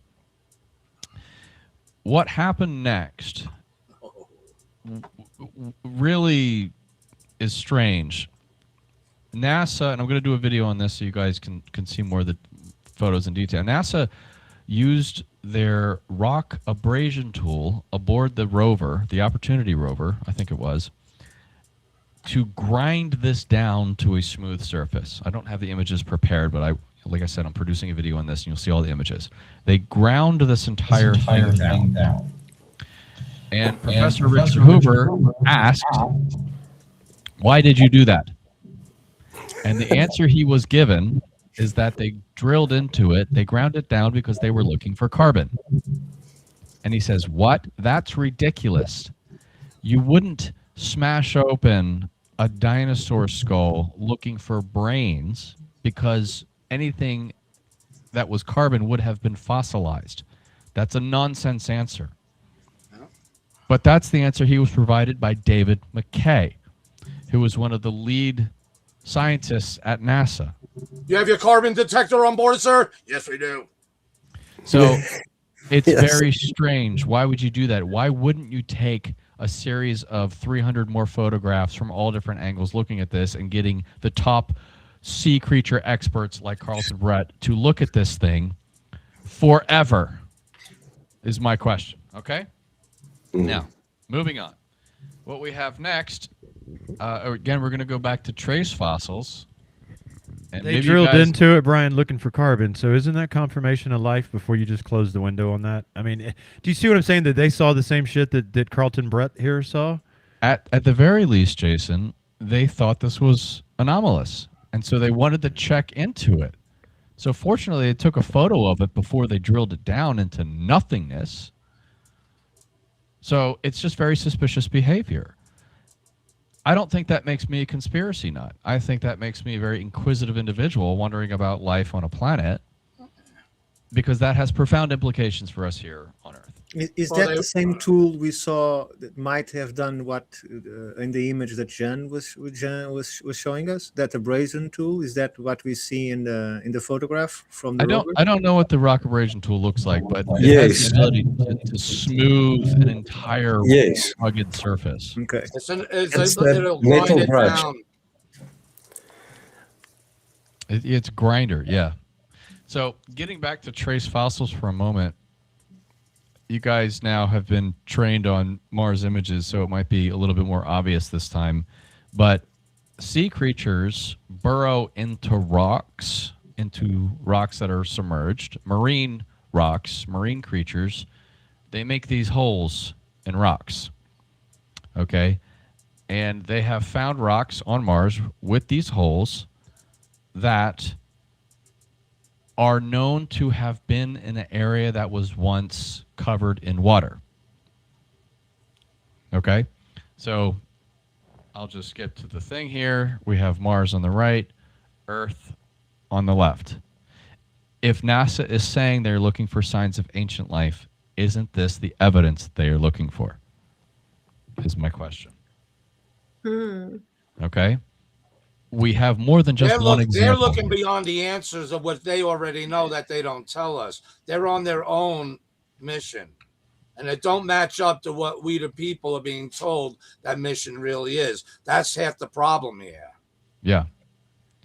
I'm gonna cover-up. end. Yes. I'm going to end with an example that just came to me in the most recent weeks. And again, most of these came from my friend Barry DiGregorio. Maybe we'll have him on the show, but I'm gonna show a slide of him at the end. Barry, I don't know if you're watching right now. I sent you a link, but hello if you are. Okay. First, there's a process of education though, because nobody knows what the hell a crinoid is. Very few people know what a crinoid is. Very few people know what a trace fossil is. Specifically, marine creatures that burrow into rocks. So forgive me, there's just a little bit of an education here, but we're dealing with perhaps millions of years of animal evolution and things of that nature, and life comes in a variety of different sizes and shapes. The very last thing I have to introduce to you is this concept of, I don't know if I'm saying this word right, paleodictyon. Okay. Now, if you look up paleodictyon online, there is in fact a Wikipedia article. There's probably, better references than that, but this is an accepted by mainstream science. This is an accepted fossil signature, trace fossil signature. And what you see here are these hexagonal formations across the surface of this rock. Okay? We don't know what the animal looked like that produced this, but we do know that an animal did. A bee. It looks like an ancient beehive. Yes. Okay. But this all happened underwater. This is an underwater creature that makes this hexagonal formation with their activity. That much I know. I don't know too much else. But it is a very strange characteristic, and this is accepted by mainstream science. I'm going to show you two other examples. These are here on Earth. It is this signature hexagonal thing that when scientists here on Earth look at these things, they know that these are, in fact, the trace fossils of an unknown creature. All right? I'm going to show you one final comparison. We're going to go around the room. Jason, Sarah, Oleg, Megan. Yeah, but Brian, hold on. Go back to that again. Go back to that. Yeah. Notice one side, like, it would have had to flip on that side. It looks more like an impression more so than the other side, or is it just me? I see these things as being raised up, the hexagon. Yeah, but my point is the other side looked different. It looked like if you went like this, that left the imprint. Exactly. Sure. This is new to me as of a week ago, so I don't know too much about this. All I can say is that this is established science, and what I'm going to show you is another comparison. Let's go around the room because I don't know if anyone's seen this, but I'm showing you two very close-up images.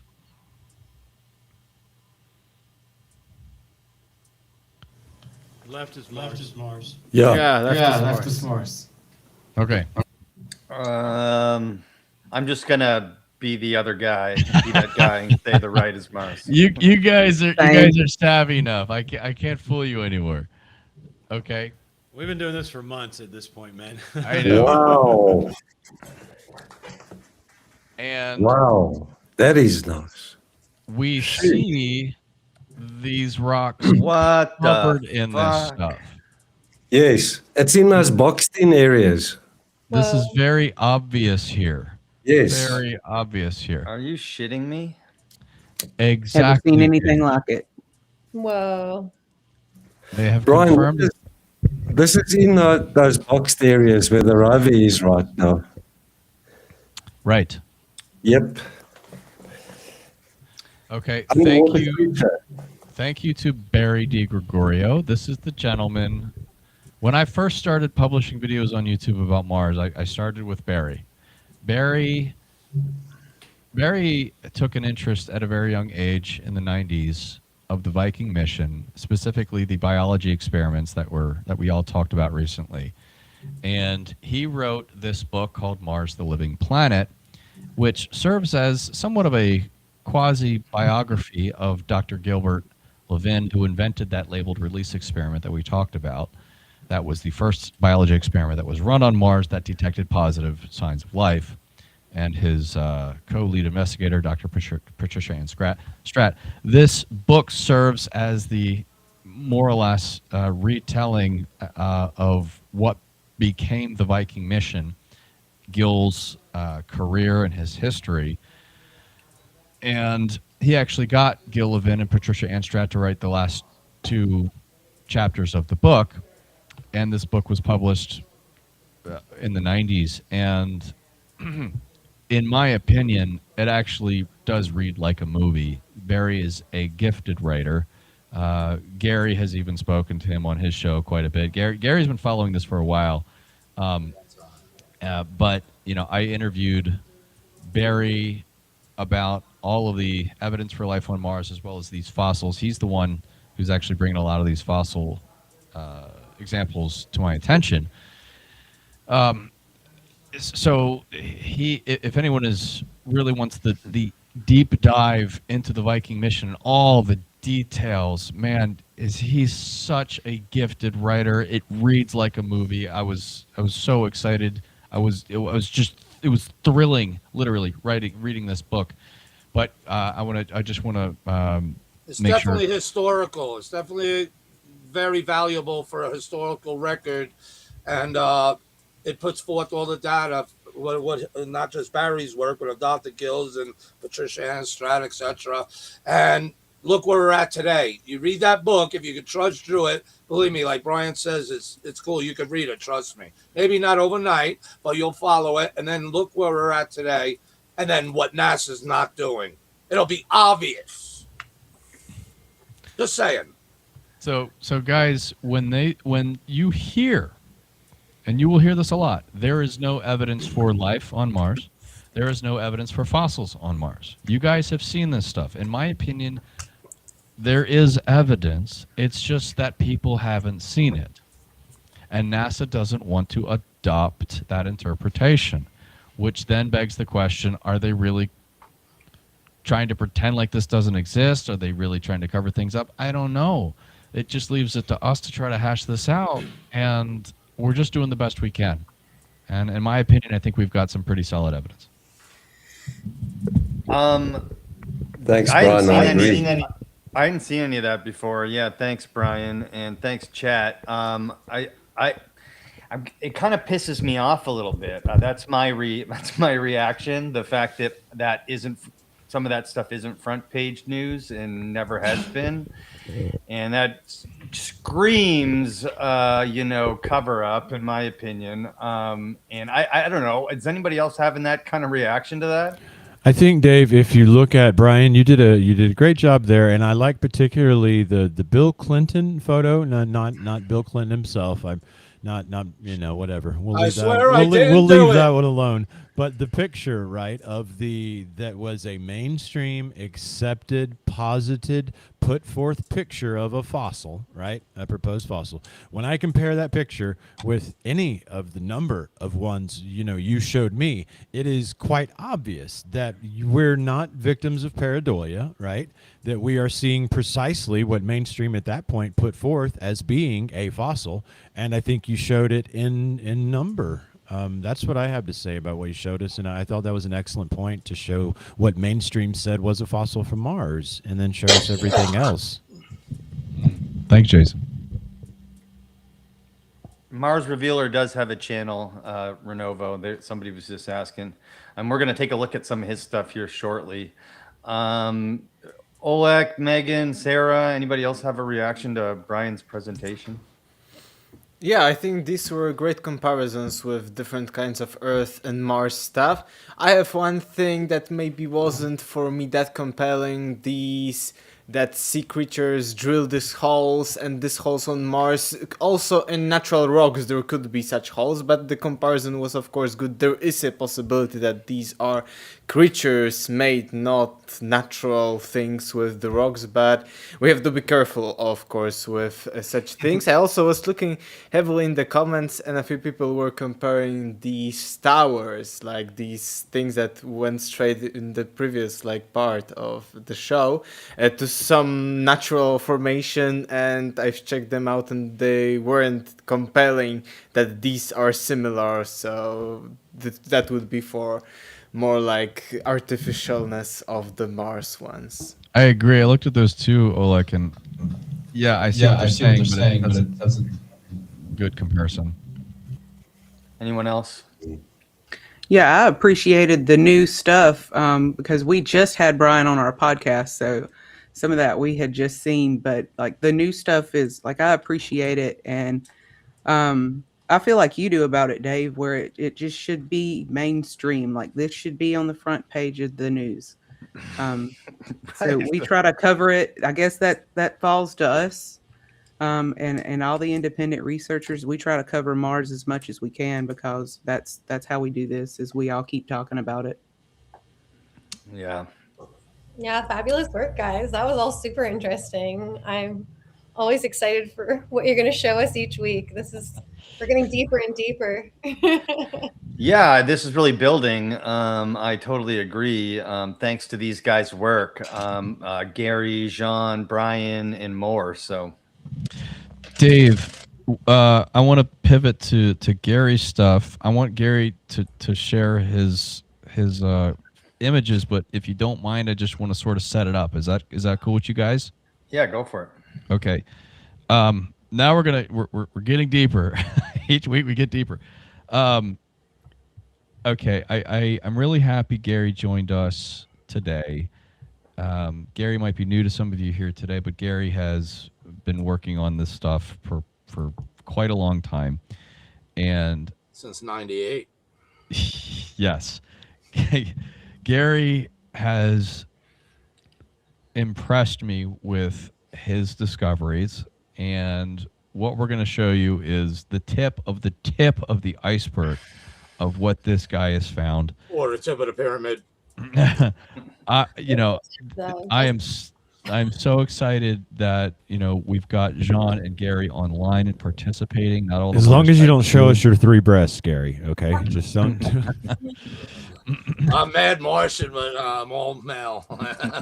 Oh, Sarah, I do declare. Can you? I do declare. There we go. Outstanding. I love that accent. Okay, so but you have to donate that $1.99 to Universe Unveiled channel. That was on me, Dave. If you don't mind here, I'm just going to share my screen again. Yep. And set up Gary here, because from what Gary has found, Dave, I have to share it a couple of times if you just bear with me here. I need to again remind people of just how is my share screen coming through, Dave? I thought, okay. Yeah, there we go. Good. So Gary and Jean will both spend their free time looking at images that look like this and just scouring the surface to see if there's anything that just looks out of place.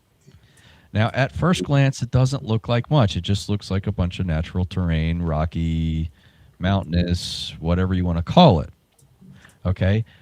But fortunately, NASA has provided high-resolution imagery, so we can actually zoom in very far to see some of these things in great detail. And one of those little bumps that we just saw, I'm just going to share again here, Dave. One of those bumps that we just saw, in my opinion, rivals the Great Pyramid that Jean found.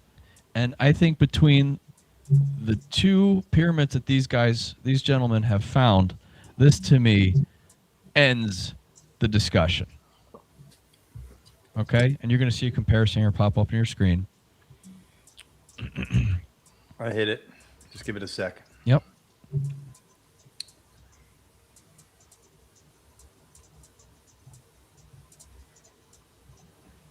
The one on the right is China.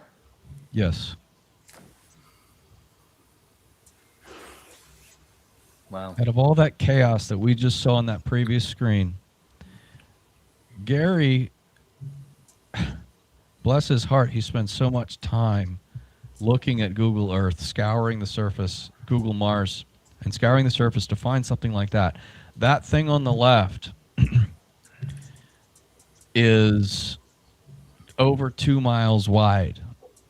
We see opposing 90-degree angles. We see straight lines. We see clearly defined edges. It's not in pristine condition, but again, remember, we're dealing with the surface of a planet that is at the very least millions of years old. I want to hand it over to Gary because Gary's got some of his processed, like Jean, who kind of upscales things and cleans things up a little bit. Gary does similar work, and he's got some extra analysis here that I want to hand it over to Gary because he's the one who found this and has done a little bit more image processing work on that regard. Gary, do you have something you could share here with us? Yeah, not a lot. I didn't really know what to put together, and I know there's a bunch of people, so I only put a few images. Yeah, the few's fine. That's it from fine. each thing. All right. Yeah. But of course, you always go see my videos on Mars Revealer 69 on YouTube, and on X. Brian has links and whatnot. So let me see. Window. The links are in the description too, and I just flashed them on the screen. I'll do it again. Let me know if and when you see that. Hopefully, you only see that, not my backgrounds and everything else going on. We'll find out here in a second. I'm sure it's fine. Yeah, there we go. Yeah, that's good. All right, so two-dimensionally, it's important because that's what we got to do. We got to look down, right?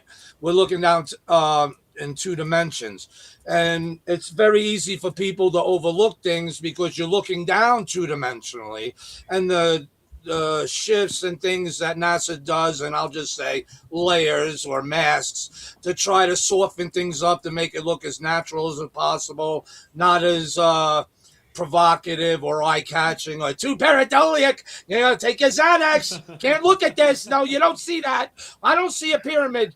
Okay, well, they couldn't hide that totally. Now, 2-dimensionally, when Brian did a great representation of the commie Chinese pyramid there next to it, 2-dimensionally, right? You would like, they look like cousins. But even though the one in China is a tiny little baby, still need a birth from the mother, this thing is huge, number one. So, but look at the symmetry 2-dimensionally. Now, an aspect I do bring into this is also to bring it in a 3D point of view. The 3D point of view could be upsetting to some of what some were expecting to see, but in my opinion, no, even to myself, because 2-dimensionally, you know, you build these concepts, even if you have a lot of data, and if you think on your own, taking all the details of what it would look like.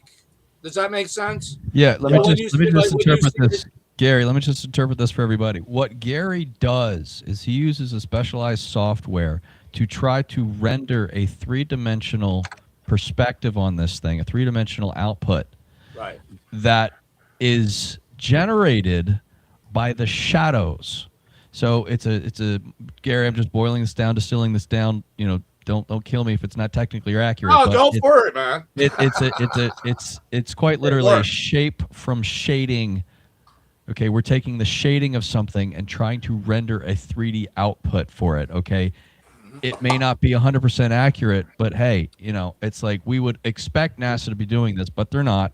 So we're doing the best we can. So It's Gary's got fairly the accurate, 3-dimensional. though. Yeah, but go ahead, It's Gary. fairly Show us what you got. Especially regards to the face of Cydonia, another show. Hopefully, anyone out there, email me. I got a lot to show. But check this out. So this is a MRO CTX image. I've already.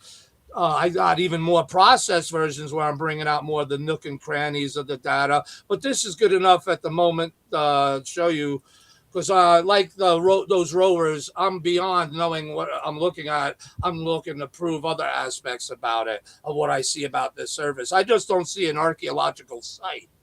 I see something that has been masterfully, let's say, carved. But I'll digress for now. So, but two-dimensionally, it's uncanny. It gives you reason to say, hey, look at that thing.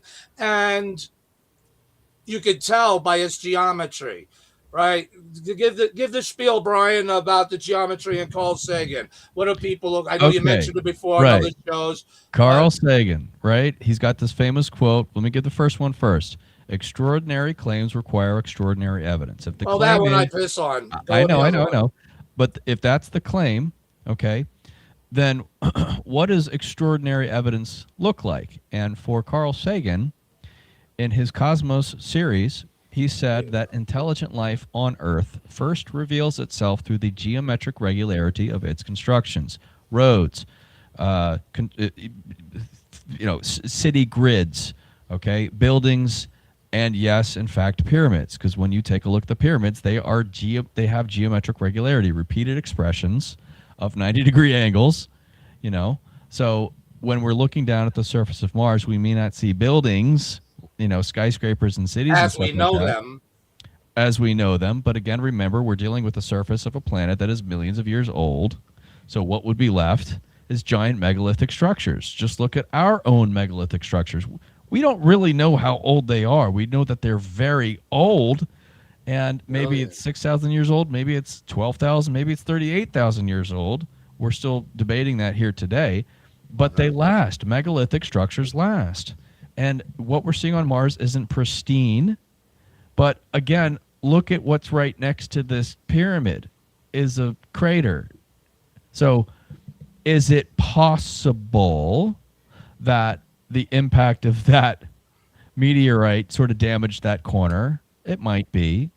But even if you look at eroded pyramids on the Giza Plateau in Egypt, some of them are hardly recognizable because they've been eroded down just over thousands of years. They don't look like pyramids. They just look like rubble. So that it's not pristine, I'm not bothered by. But we do have straight lines at 90-degree angles here, which catches my eye. And if that is a pyramid, then I also see several other structures around that pyramid that might be small. Can you see my mouse? Can you see my hand moving around? Next to it. Yeah, it's there we go. Yeah. All right. Notice this terraced. This is terraced. This it looks like an Assyrian sculpture. Well, that's one way of looking at it. But don't forget, this one might have been.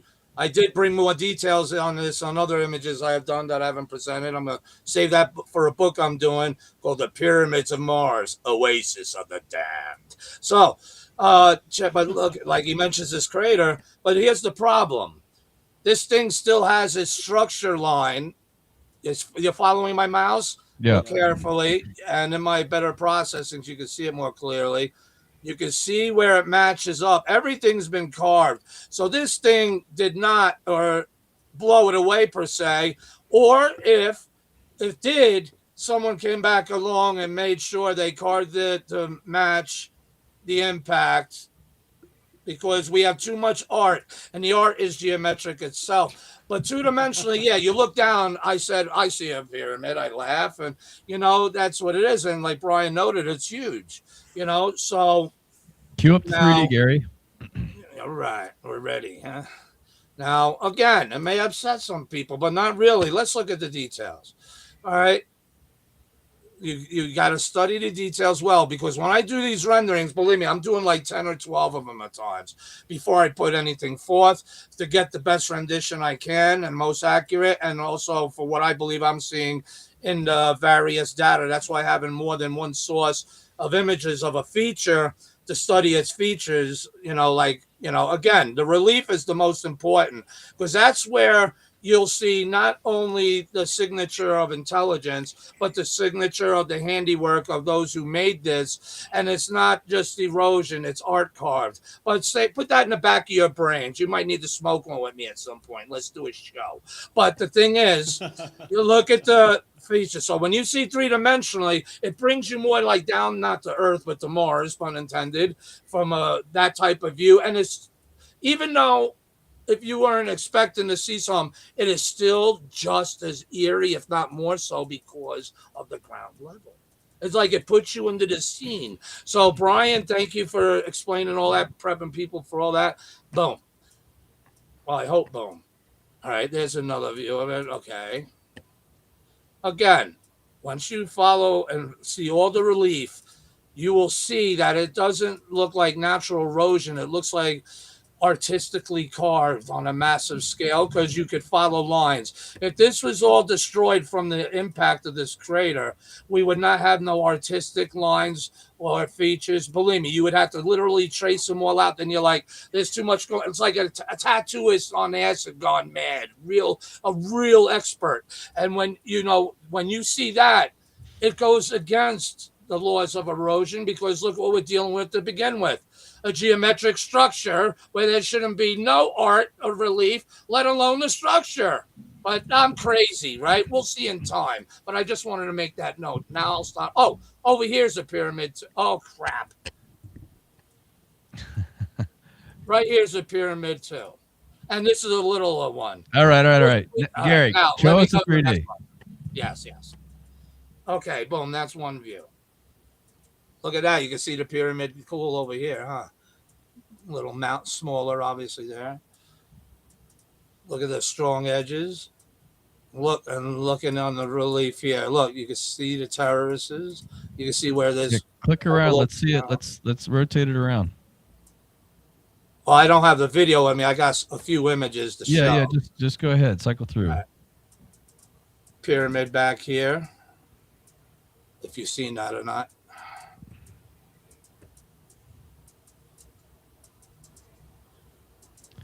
Look, that looks so eerie. Look, pyramid right here. I'm seeing sides and I'm seeing edges leading Geometries. up to, You're seeing geometries. leading up that's to the an thing. apex. Right. That's too. It's eerie. It's like, whoa. I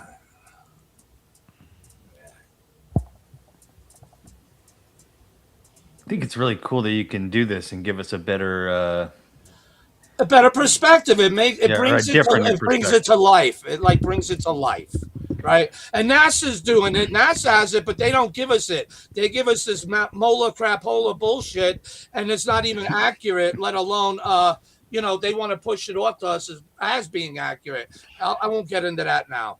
But I mean, this thing is huge. Keep in mind, this isn't just a hill outside. Each side is over 2 miles long, and looking from top down, we're seeing some straight geometry. You see, we're seeing the straight footprint of edges for over 2 miles with a 90-degree turn here, a 90-degree turn here.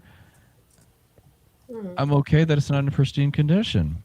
It's strange too how it's so large, and it's so, thanks for this 3D, because it sort of shows how it's by itself. At least, the other things around it certainly don't look like it. They're rounded and small, and it just sort of, mountains are in chain, right? I mean, things don't just rise up unless, here and there on occasion. So I like to see that in this 3D. That's pretty cool, man.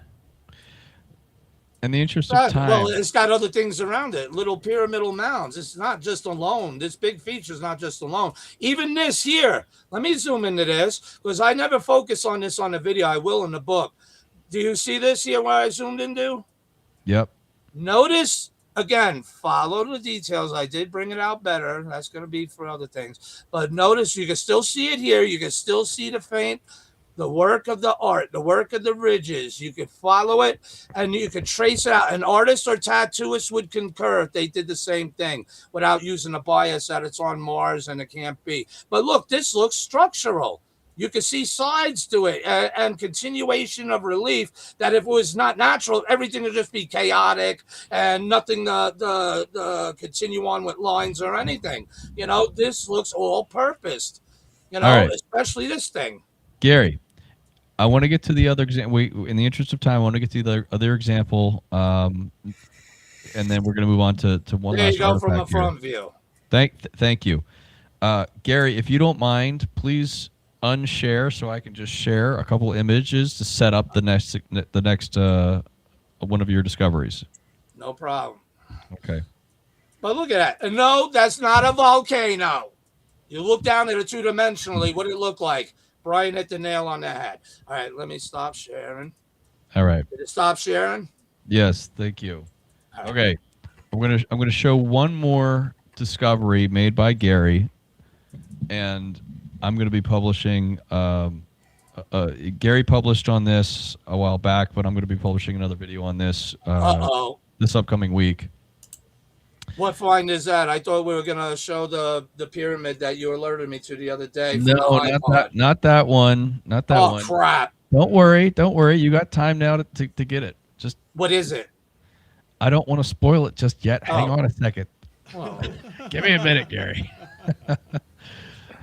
But this one, guys.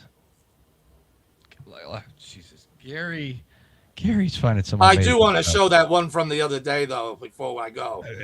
We've got other live streams, and keep in mind, John and Oleg are on different time zones. We don't want to go too late in the night. We got a few more things to show. But it's so compelling. I know, so Gary. We'll get to it. Trust me. Patience, brother. Okay.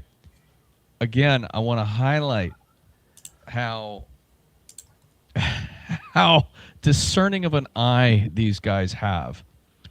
We're going to be taking a quick look here at this is what a typical high-resolution image looks like when captured by the HiRISE camera, which is aboard, I think, the Mars Reconnaissance Orbiter. Is that correct, Gary and John? Yeah. Right? Correct. They come out with these images. Something like this might be, what, 15 miles long? Depends. Okay. Yeah. It's Anyway. 15 to 19.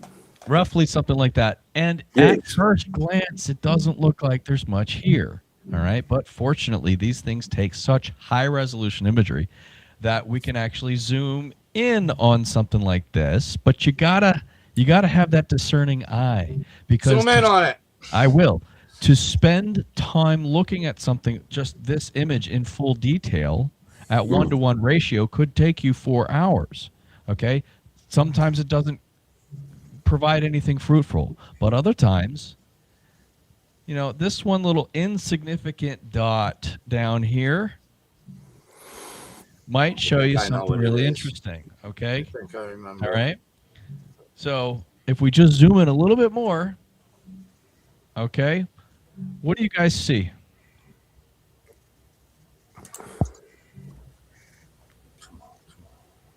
I got to tease this out a little bit. No problem. Well, one of the mounds looks like, I don't know, it's octagonal or something, the one off by itself. And then I see sort of like 3 things over to the left that look like they could all hold some sort of square shape initially, possibly. You see, okay. That weird crater at the top left is weird. It's sticking out to me for some reason. But oh yeah, and the one in the middle looks like some of the pyramids we've been looking at. So what we're going to be taking a look at here is this thing right here. Jason, I think you spotted this a second ago. Yeah, that's what I meant by multi-sided. Right? Yeah. Okay, let's correct. Take a, yeah, the let's octagonal. Take a closer look at this one. Now, what do you see? Oh, look, and it's got like the shape of a Merkaba. That's strange. And then it's got like gates on one side, or like little little tiny pyramids or porticos off to that north west side, the 11 o'clock. Hexagonal pyramid. It's hexagonal with like some little porticos off to the top left. Yeah. Yeah. At what this looks like to me, Gary's got some higher quality images here he'll bring up here in a second, but from top to bottom, this thing is 1 mile long. I did the measurements on Google Earth, and from corner to opposing corner, each one, a corner to opposing corner, each one is exactly 0.85 miles. So again, remember that geometric regularity we're talking about. Weird. Okay, we have straight edges. We obviously see a symmetrical hexagonal shape, and the cherry on top is that it is covering half of a crater. Or a gate, like Jason said. I'm going to unshare my screen and let Gary. Gary, you got better images queued up for us to look at? It's covering a crater. That's weird. I'll let Gary take over once he's ready. But this I can also show. I've mentioned that it looked like an Assyrian sculpture, and I just have a comparison. I can share a screen too to show you. Sure, go ahead. Because it's like an epic pareidolia. Then wait, I will hold entire screen. This one sharing. Did I just hear him call this thing pareidolia? Yeah, you're full of shit. You're full of shit. That's all I'll say. Respectfully speaking. No, Gary, just watch. Look at this. Look at this. I'm just saying, respectfully. Isn't it looking? I mean, this guy without this like wings or something. You see, but here he has like his hand up, but this one has even straight up.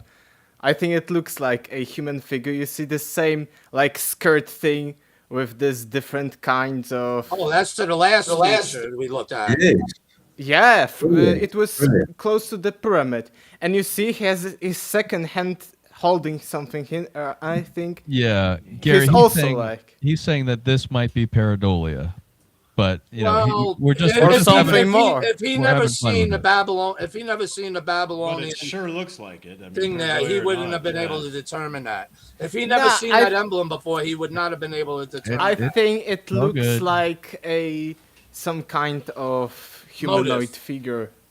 Yeah, I think this looks like a head to me, like maybe more feminine than on the. I'll agree with one thing. We need more data on that thing. I already put in several requests for the high rise to be taken of it, but of course, you know what they must be telling me. Yeah, but I think it looks very close.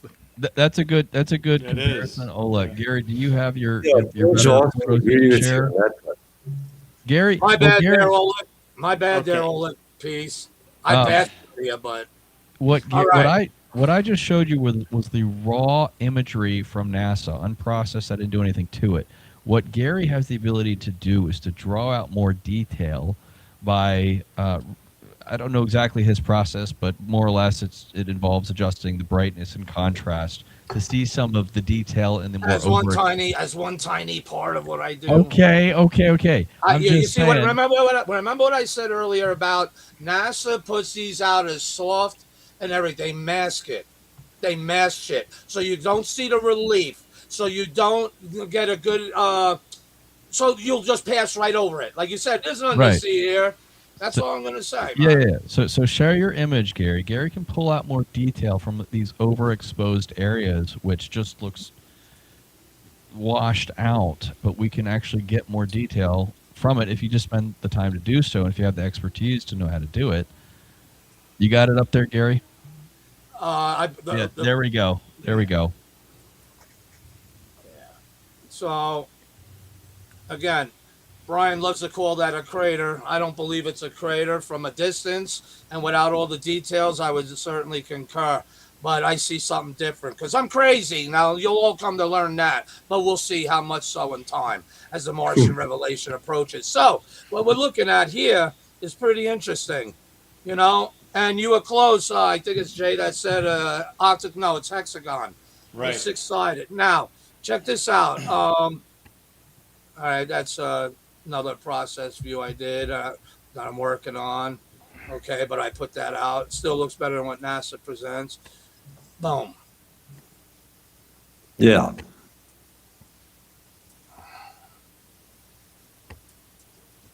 So right away, I wanted to get the geometry issue out of the way. There you go. It definitely has an fingerprint of intelligence of geometry. And again, like Brian noted, this thing is huge. Okay. It's hard to know. Look, also, I could swear I see a secondary. Gary, just show take the lines off for a minute. Let's just take a look at it. Okay. It's hard to interpret this. Okay, I don't know if this is supposed to be quote unquote a pyramid.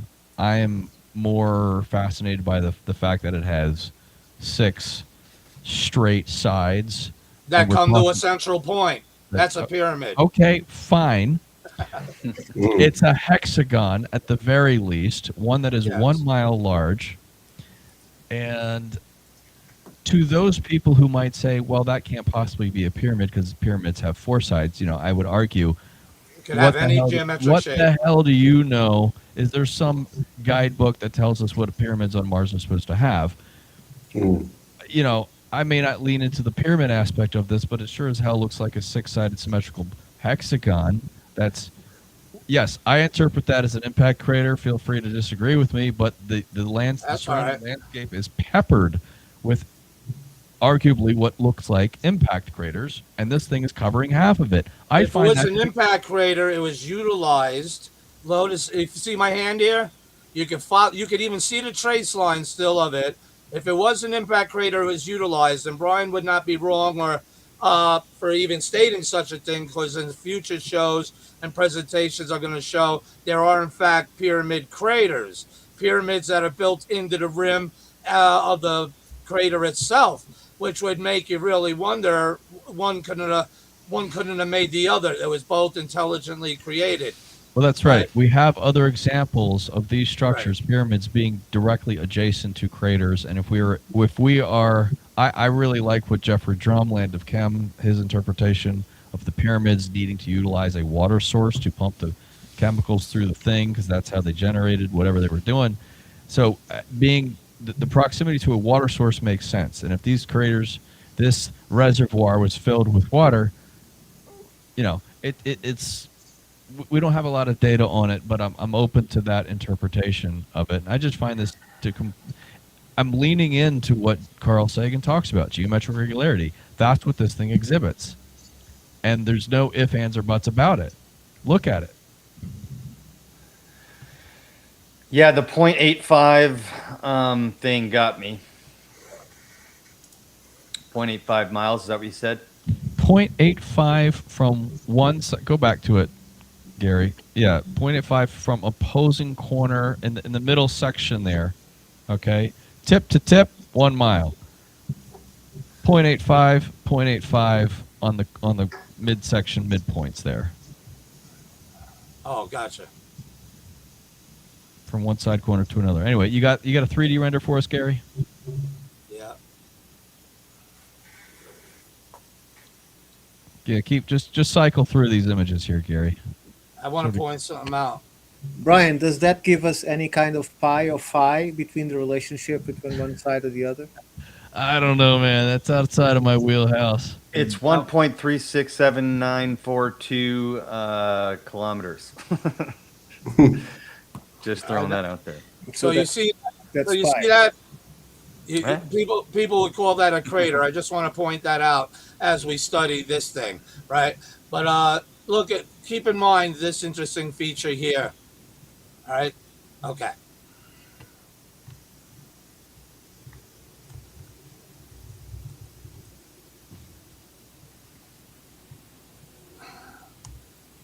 Gary, what are we looking at here?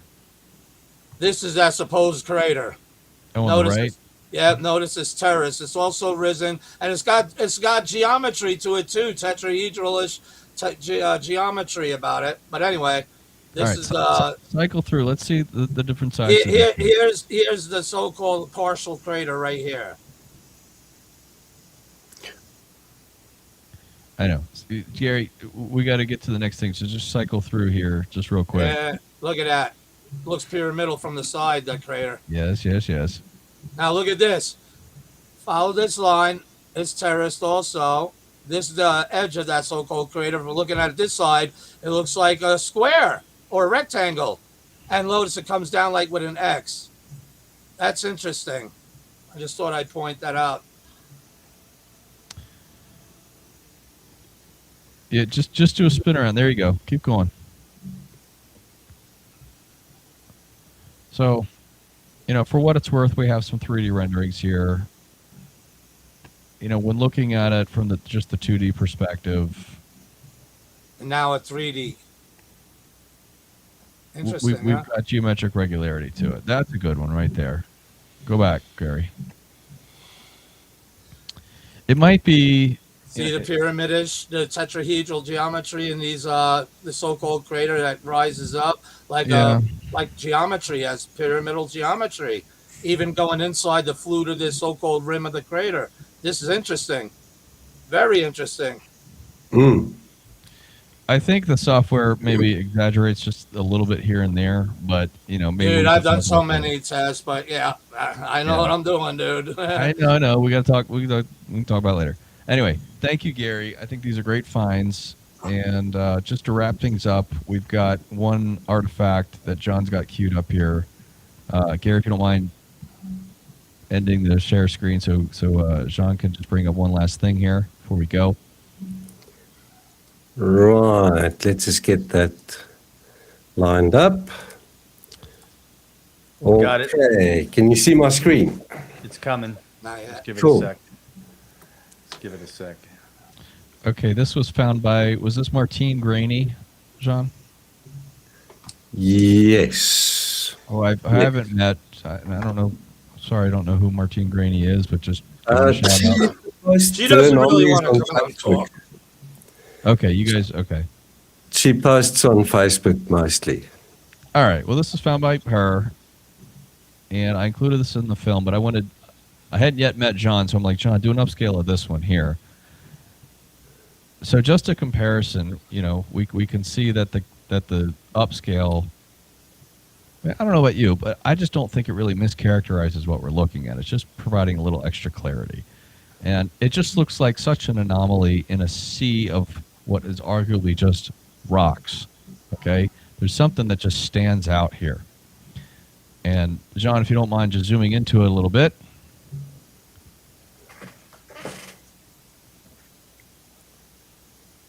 What's today's date? Can you guys see that? Yes. Today is the 3rd. Sunday, May 3rd. What do you guys make of this? It looks like the chess piece that's a little castle. Yep, Yeah. that's exactly what I thought. Yeah. Sarah, Oleg, Ricardo, Jason, what does this look like to you guys? A piece of gymnastic equipment. The handlebar on top. It looks like a pommel horse, but with. Either way, it certainly Like does a not bottle look with like handle. Is Looks this like like a handle. Yeah. a tree trunk. No, but it looks like it has an opening at the bottom if you're talking about the central figure. How It's a big is that? shrine off Zelda. You know what, Brian? Sorry to interrupt, but I just clicked on High Picture of the Day. They gave out a picture in Elysium. I can swear it's a little pyramidal feature. I'll send it We're to able me. to show it if we're able to. Why Yeah, shouldn't we just let's- show it before we close? Let's just save it, Gary, because it's getting late. All right, everyone out there, Brian didn't want you to see it. Gary, we'll talk about it later. We got to prepare things ahead of time. Sorry. Okay, so How big guys, is it? Jean, is it possible to zoom in any further on this, or is that just what you got? And prepared? yeah, it really breaks up quite badly if I zoom in any closer. Yeah. Does it not look like this thing has a handle on top? Martian fire hydrant. Yeah, it looks like a fire hydrant a little bit. I mean, it looks like it's got one of these, just like on top, doesn't it? Is that what everybody else? Yeah, is like seeing? an altar top or something. Like the I'm priest going corner. I'm going to Temple from Zelda, like Sarah said. Word. God. Okay, regarding the size, I'd say it's about 1.5 feet tall. Go back to the original image, Jean. This is obviously something that is in the distance. 90 centimeters. Yeah, it's about a half a meter or so tall. Oh, you can't use PowerPoint. Fuck. Yeah, I can't. Sorry, man. That's cool, man. So, just another anomaly. Not sure what to make of it, but it does look very strange. It's not characteristic of the surrounding landscape. It looks like it Stands has out this, literally. it's standing up. It looks like a Martian fire hydrant with a handle on top. Like, what am I supposed to make of this? I don't know. So we bring it to the attention of the public to help try to just Well, it say, looks hey, like look. an ancient furnace if I'm trying to identify it as something ancient. And on Earth, it looks like an ancient small furnace. Yeah, right, because it's got that opening at the bottom, right? Yeah. Like, what the heck is it? It's weird. Well, the rover is right there on the left top corner, so why don't he go Why down? don't they go closer and take a photo of it? Wouldn't anybody just naturally be curious to do that? Or they could easily zoom in on it, but they're not giving us those files. But the thing is, Brian, okay, there is a team driving the rover, correct? Right. They have to program it where to go, right? So, right. So their A team of guidelines weasels. is to research for interesting features, take images, right? So when they see something like that, what kind of human doesn't have the curiosity, that is actually the name of one of those rovers, to go and look at what it is? I think they do. I find very hard to believe that they are there and they don't go closer and see it for what it is, right? We just don't see that footage. We just don't see those images, because I find very hard to believe that a team of humans that are genuinely interested in this and not in the censorship, because that's above them, right, are not like kids on a new playground. Oh, look at that, and look at that, and look at that. Okay, In essence, you're trying to say they're not stupid. That means they're zooming in on it. They have the capability. They're not giving us those files. of course, that's what I think it's going to. That's At least definitely for what it most is. of it. At least for most of it, those obvious things like this standing out, even if it is a rock, is an interesting rock that could be featured by NASA, saying, "Look, what have we found?" The same way they said, "Oh, look at that face; it's just a trick, light and shadow." The same thing, but at least they would go there and look at it, right? So I find very hard to believe that this is as close as they get, or as sharp as they get an image of that, whatever that is. Guys, yeah. So again, we just bring the stuff to you, and we're just trying to figure it out. We don't know for certain, but it just looks strange. So, thanks again for Well, taking use the time to your look at this influence, stuff. Brian, Yeah, and it's get fine. us one of those people on that team, or a previous guy from Team of Curiosity, or the other rover. Mm-hmm. There must be someone that we can talk to. Can I ask a stupid question? Is somebody like driving that thing like live and like taking pictures, or is it just doing a sweep and taking pictures like through a program? Do you know what I'm saying? I think They're driving it live for specific targets, and or they can automate. Yes. So, but someone's watching the monitor, and I don't think he's eating Twinkies and shit like that, not watching the screen. No, look, the way it is, Dave, is that He could still be eating Twinkies. if they have a target that is like a kilometer away and they are going in a straight line, they draw the path and the rover goes while they are watching the footage, so they don't have to be on the manche pushing it forward, right? But when they stop at the area that they are looking for, they take control of the rover and they can go anywhere until they decide to go to another place, and they put it in automatic and keep looking. That's why it would be. That's why it's so slow, because there is a time set between the commands. Exactly. So, they would have to, okay, let's move this, we'll plan this, we're going to move here, we're going to there. Oh, look at this cool shit. Put that in the way of the, X-Files for us. Never mind the people out there that pay for this shit. But, all right, now we're going to plan, we're going to move over there, put that command. That's as live as it gets. Because if it automates on its own, it has no AI, it may roll itself off a cliff. Sure. And keep in mind that it doesn't matter that it takes time for the footage to get here and the commands to get there, because once the first wait is done, then it's in real time all the time. It's not in real time to Mars, but it's a continuous But then action again, on Earth. then again, that's what we're being told. Their communication systems, I'm sure, are far more superior than must be by now, since the late 80s, 90s, early 2000s to now. But they have enough satellites, line of sight communications, all that shit. Like when the craft went behind the moon, oh, we're going to lose radio signal. Not by our secret fucking probes out there keeping constant communication and light speed. And you know what I'm saying? Or who knows? There may be an automation protocol. We just don't know based on the science they're telling us that's being used.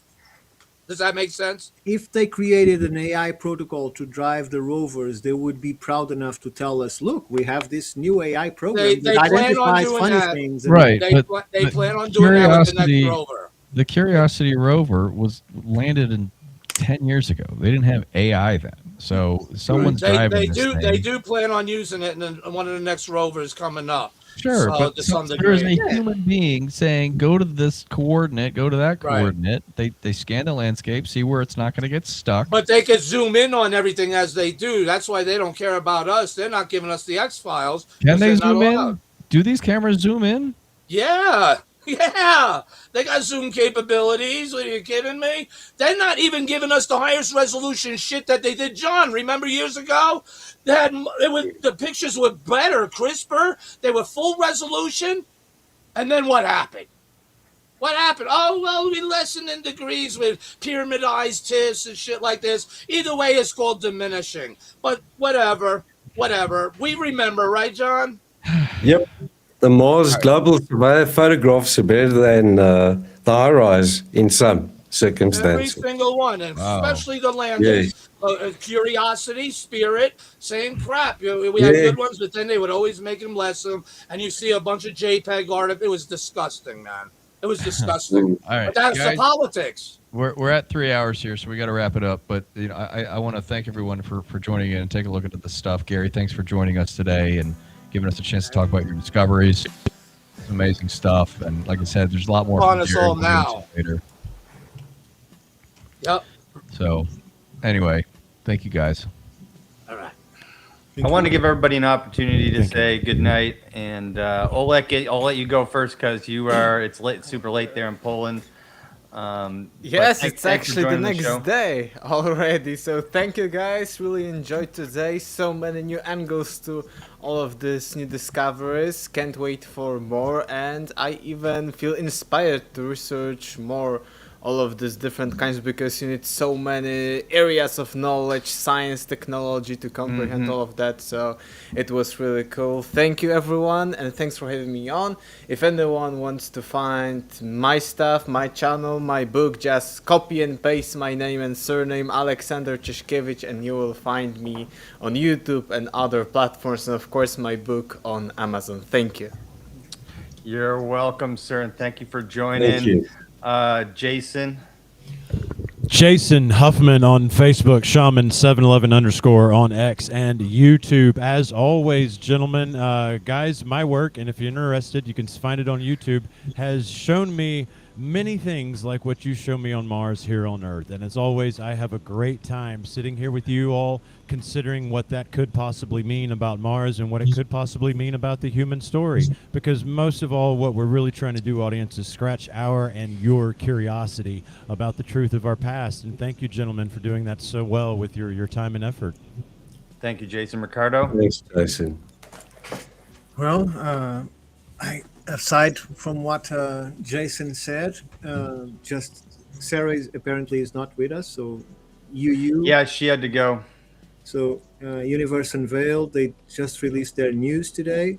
We'll do a Shaman and a Philosopher, probably not today, but tomorrow around 7-8. And well, why not check up my books, which since I never talked about them, check out my books, The Resonant Earth or Stardust. They're both on Amazon. And you can find me on X on Ricardo Calvary 1. So, and thank you very much for having us and for having me, and thank you for all your research. Outstanding. Jean? Thanks, everybody. You can find me. I've got a website, megalithic.mars.com, Jean Ward on YouTube, and Jean Ward Mars on X. Thanks, everybody. Brian? Yeah, if Mars, like I say, if Mars disclosure is new to you, for those people who haven't heard any of this stuff, I encourage you to watch my documentary, Blue Planet Red, and I've got a continuing series on YouTube titled the same thing, Blue Planet Red, where I highlight the great work of people like Jean Ward, Gary Legier, and dozens of many other people that you probably never heard of, but their work needs attention. Thanks, Brian. Fantastic. Yeah, my big takeaway from today was those fossils that look like marine life. That just pisses me off that I didn't know about that. And it just goes to show you that, like Ricardo was saying, they are taking pictures of this stuff. They're just not showing it to us, because you would, if you saw it, like you saw something cool on Earth, you'd take a picture of it, right? I mean, it's just human curiosity. Megan and I drop weekly shows on Fridays, outstanding interviews with all kinds of interesting people. Oleg Alexander Cheskovich there does the editing for us.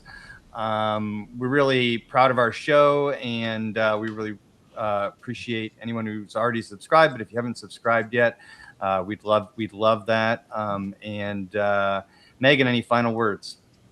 Just many thanks for all the deeper layers we're diving into. You guys bring something new and exciting every week. Always a special shout out to the chat. You guys are on fire. And an extra special thank to Dave this week because we had some login issues. So he was manning the post and doing my job while I just got to sit back and enjoy. So thanks for that, Dave. It happens. And yeah, chat. Thank you so much. Couple of super chats in there, probably for Jean. He deserves it. Look, light, love, truth. Have a great, wonderful evening and rest of your week. Good night, everyone. Thanks for hosting the show, Dave. Cheers, everyone. You're welcome.